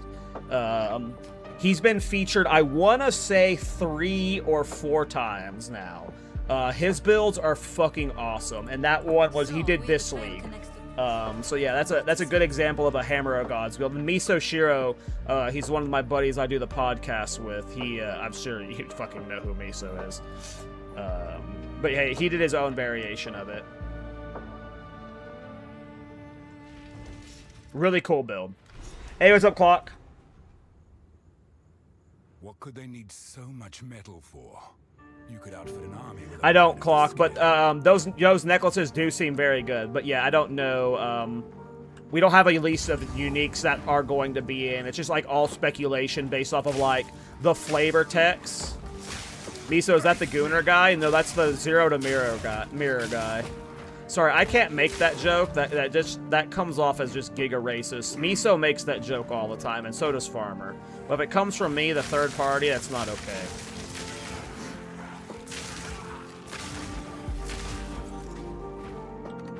It works for Rabbit because he's German too.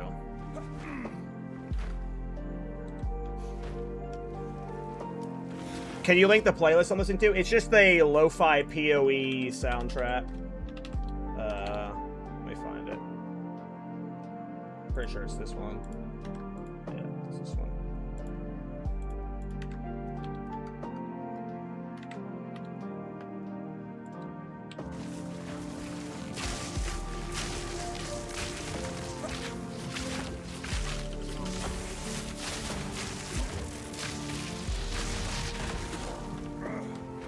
Fuck that rare.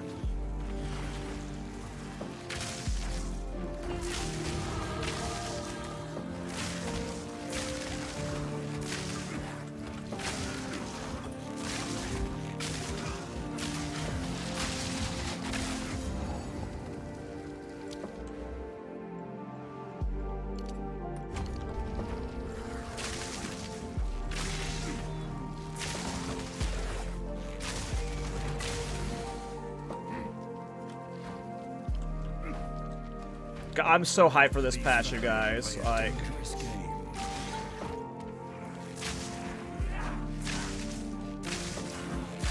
in the next 2 episodes of the podcast, we've got Pox on, and then we got Captain Lance on. Not quite sure who's in for the few weeks after that. At some point, Fubgun's coming on. I think he's coming on at the end of April. I almost don't want to Artificer Orb that.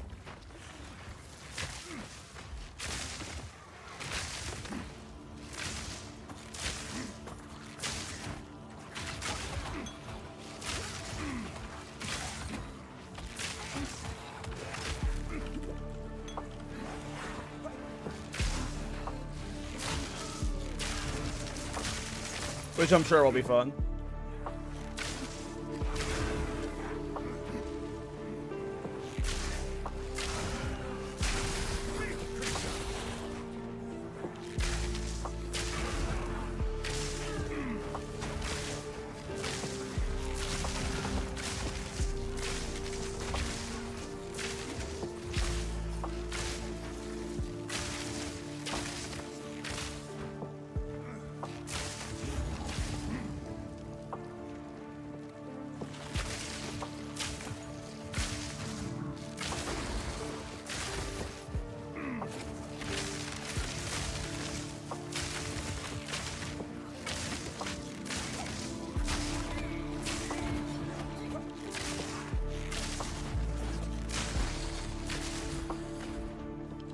Ironbound Bowbringer. Like, I'm definitely playing it. I've got a full, like, mobalytics already set up for it and stuff.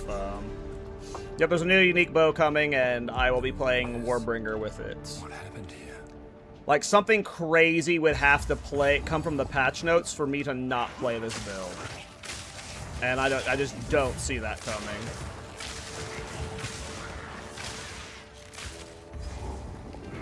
Like, maybe the Chronomancer rework will win me back, but I seriously doubt it. Like, I've done so much prep work, and, like, I've already made the mobalytics for this guide with, like, multiple tabs, and I've done interaction testing and stuff, and the build is just, like, it seems really hype on paper, so there would have to be a crazy change for me to get off of this bow. Like, essentially, one of the devs would have to be like, it only drops from level 78 areas, which I don't think will be the case. That would be, that doesn't make sense. That doesn't how it works. That's not how it works normally. Ooh, the quiver. You think that bow will drop common? I think so. We obviously don't know, so, you know, there's, like, that's not something we can know before the patch, unfortunately. But I assume it's going to be common. There's definitely a lot of, like, you know, assumptions that could go wrong, but I think it's more likely the bow is common than not common, since it's level 11. And on paper, it's, like, comparable to, like, above average rare bows, but, like, a miniature bow is still going to be so much better than it that, like, you know, it's not justified to be a rare bow. It's good, and it'll be great for clearing the game and, like, having fun with and, like, doing most of, like, probably all the content on Tier 3, but it's not like, you know, a chase unique tier item.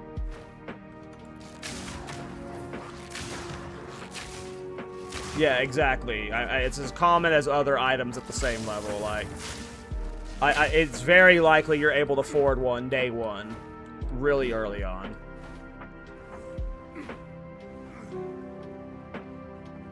Unless, like, a bunch, like, other, like, content creators who are bigger than me jump on board. If I'm the only content creator league starting this build, like, it'll be cheap as fuck. I don't have that kind of effect on the economy.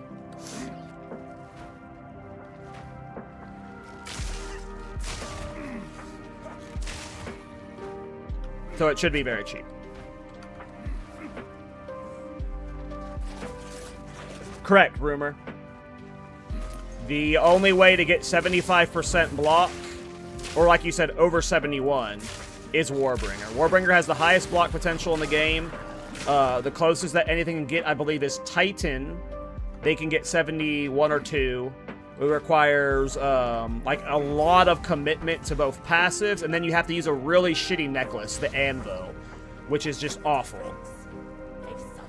Where Warbringer gets 75% with just its ascendancy, so it just seems like the bow's designed for Warbringer. God damn it.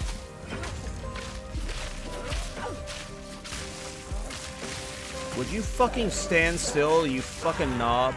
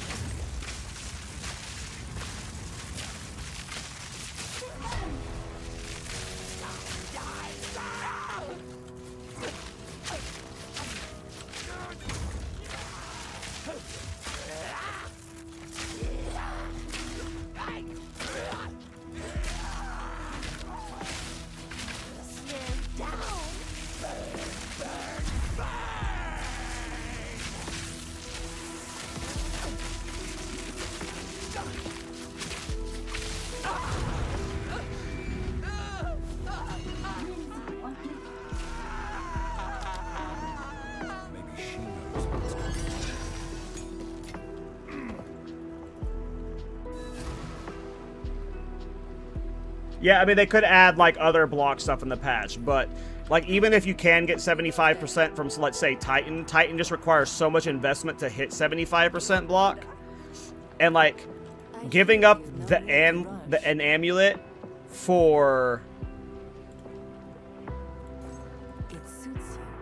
like, a rare amulet's gonna have so much stats, it's gonna have +3 projectile skills, like, giving up that for the anvil, it's just like you're losing so much. It's just, it has to be done on Warbringer.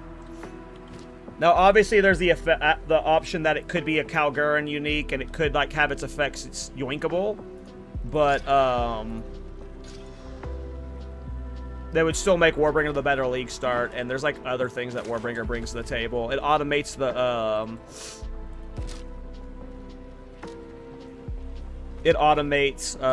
the pierce and stuff with the armor break, like. I hear you. No need to rush. I shall put this to use.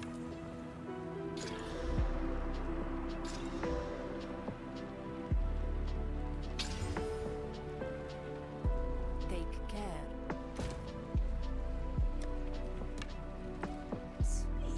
I've not asked Shambrin about this one. Stay inside.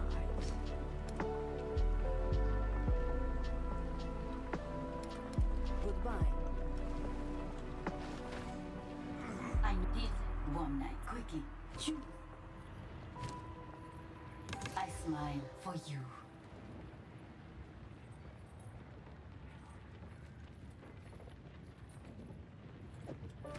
No way. Yeah.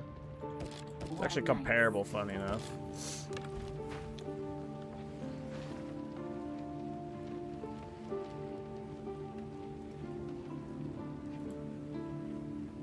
We have an entire Discord in the Thorns channel where we have like multiple POBs posted. You also have my Mobilytics posted that you can look at. But my Mobilytics is like not completely done. If you actually want to look at all the stuff, join the Thorns Discord and find the channel we've been posting in, and you can like scroll through it and see like all the POBs and stuff that were posted there. But the Mobilytics has like a good portion. You can get like a good idea. It's got like all the leveling brackets. It shows like a lot of the gear I have planned, but it's not like, you know, I did as much work as I could do without the patch notes, so. Yes.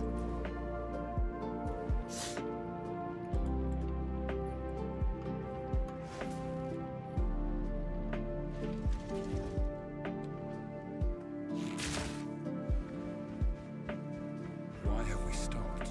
Fight to the last. And there's obviously like a lot of speculation onto like some of the stuff, like, but I think most of it is like grounded in like logic, hopefully. Like just comparing to like other things we've seen in the reveal stream and stuff. So let us fight to the last. It's definitely not risk proof. There's absolutely like a risk to like going blind into like any league starter like this that's like something brand new, but especially when you're banking on like rune forging to upgrade the base and like potential like Kalguran unique modifiers are gonna steal. That all adds a lot of variables to it. Hey, what's up, Censored? How you doing, bro?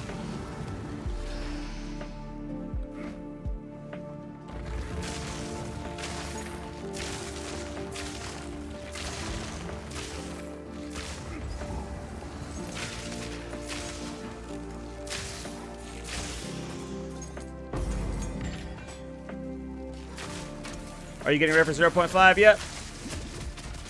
I'm practicing my league starter.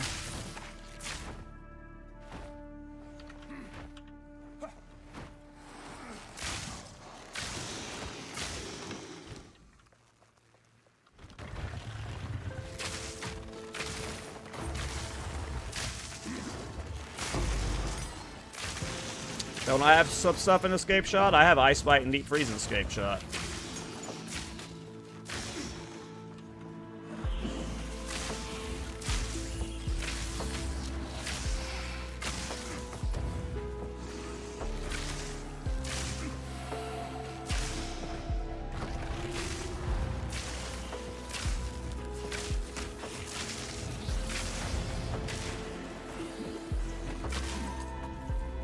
Why are you switching from armor to EV for late game? Because 75% block with 80% evasion is just going to be like an overpowered as fuck defensive layer.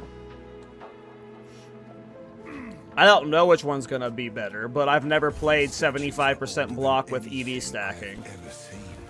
Like, have you ever played an evasion Warbringer before? Like, I don't think very many people have, so it just sounds like fun, you know? 75% EV or block with 80% evasion, all the deflection rating, then you've got like 2,000 life, and then you've got like 1,000 ward. You're gonna be so hard to kill. Seems super fun.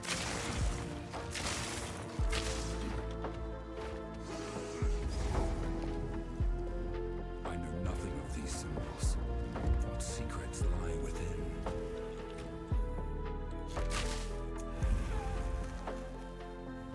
Now, King, I prove myself.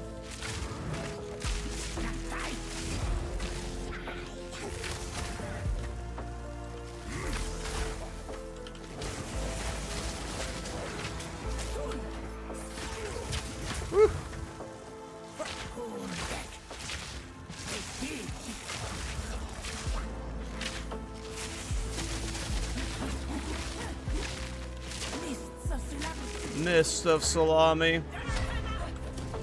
Why Splinter Heart? I mean, that's not the bow we're using. The bow we're using is not in the database yet. Playing Ironbound.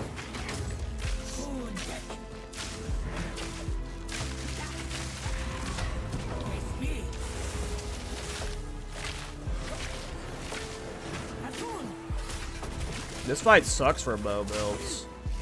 She's just like teleporting all over the place, so I can't get like many lightning rods down underneath her. Every time I put them down, she just fucking yoinks away. It's classic Babala. Yeah, Ironbound's like not in the Mobalytics database. It's a new bow that's coming in the next patch, so I don't know when it'll get added. But yeah. Splinter Heart's just the placeholder.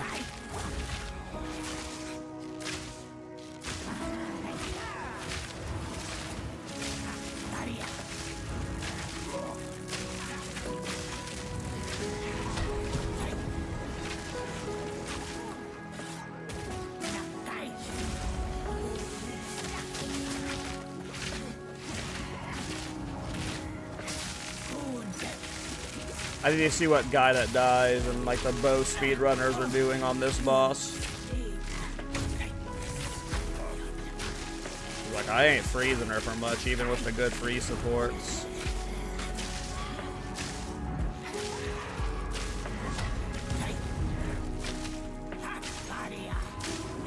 Luckily, she's an easy as fuck fight because she gives you infinite flasks.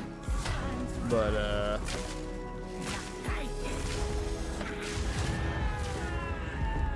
I don't know why I thought Ironbound was a quiver. No, rear guard's the quiver.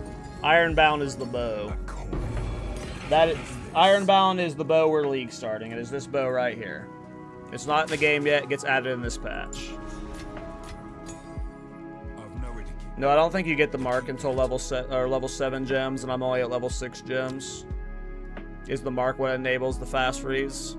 I'm new to bow builds, so that be why I'm practicing.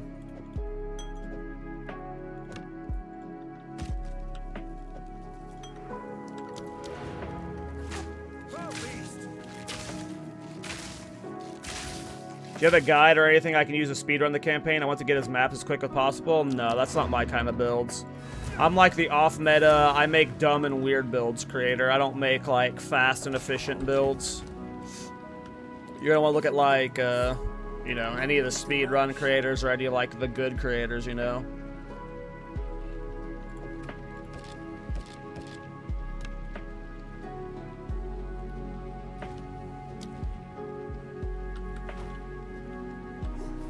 Mark is really important. Gotcha. Good to know. I have a different plan.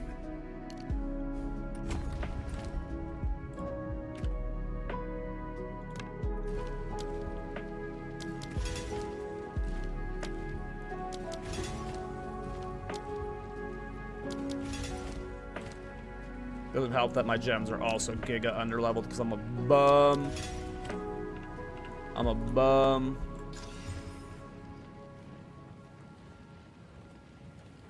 No added lightning, huh? Need something? Browse as long as you like. Sands guide you. I haven't set up my tabs on this league.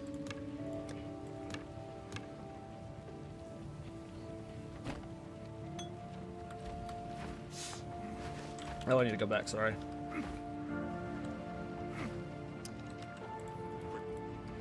There's other ways to automate Pierce, though, League, so... That is, like, the least of the problems. And we also don't know if anything is being adjusted in this patch.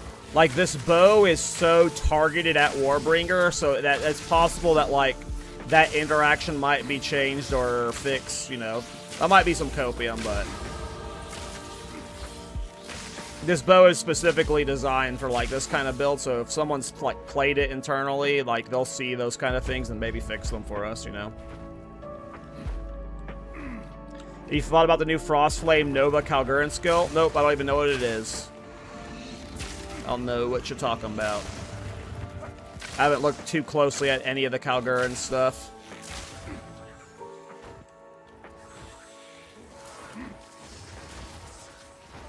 Is it copium for me to expect Alkali Achula buffs in the next patch? No. Didn't GGG explicitly say Alkali Achula buffs are coming? I'm pretty sure GG explicitly stated that Chalupa buffs were ink.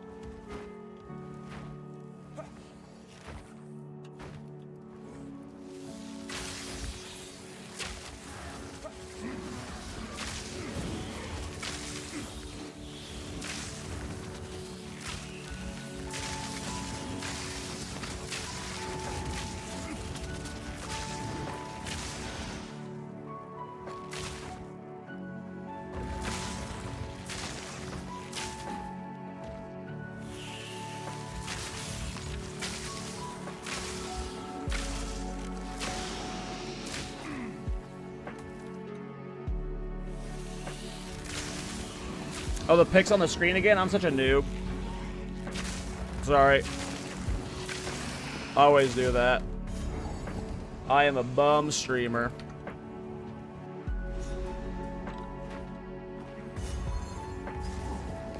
Let battle be joined.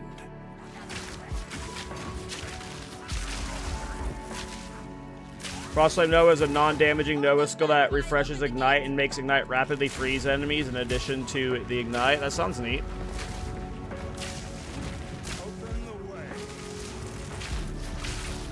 Wonder if there's some self-prolificate cheese that you can do with that. Probably not.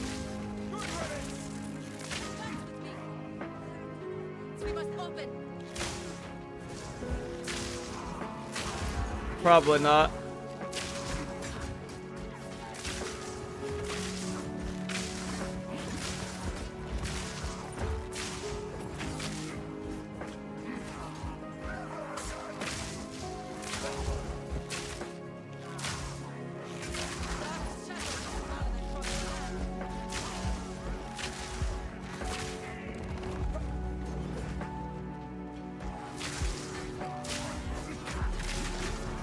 Yeah, I mean, like, there's 20, what is it, it's like 15 or 25 new Calguran skills coming, so, like, who knows what some of those skills are. Some of them could be crazy, so...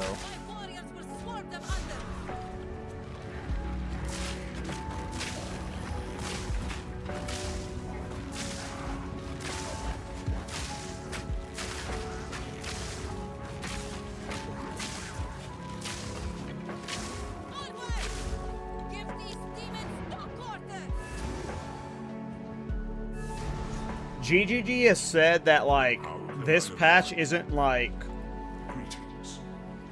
a big balance patch. They're going to be doing balance patches throughout the league, and then, like, at 1.0. So, like, if they haven't talked about it in the Q&A or in any of the interviews, like, I don't have much hope for it being buffed, if that makes sense. Like, if they haven't specifically said this is getting buffed, then I don't know if it's getting buffed. Like, I'm gonna, like, put the odds are low.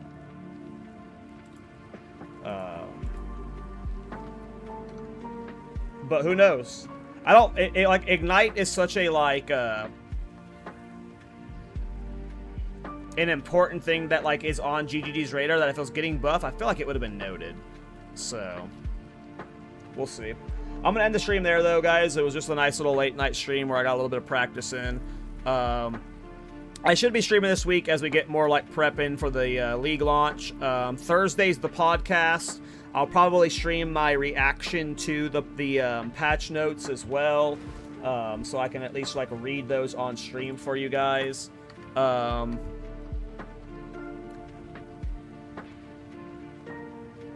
Here is the Mobalytics. If you guys could, if you're planning on potentially playing it, give it a favorite. The favorites on Mobalytics help out with the algorithm and, like, helping me promote the build. But yeah, as we get the patch notes, guys, if you're looking to league start any of my older builds, I will be updating my Thorns Shaman and my Thorns Warbringer, and I'll also be updating my Supporting Fire Tactician. Those 3 builds I will probably be updating for 0.5. Anything else, though, I am not sure. I'm going to send you guys over to the homie Jazzarus. I'm sure most of you guys know who Jazzarus is. He's the best.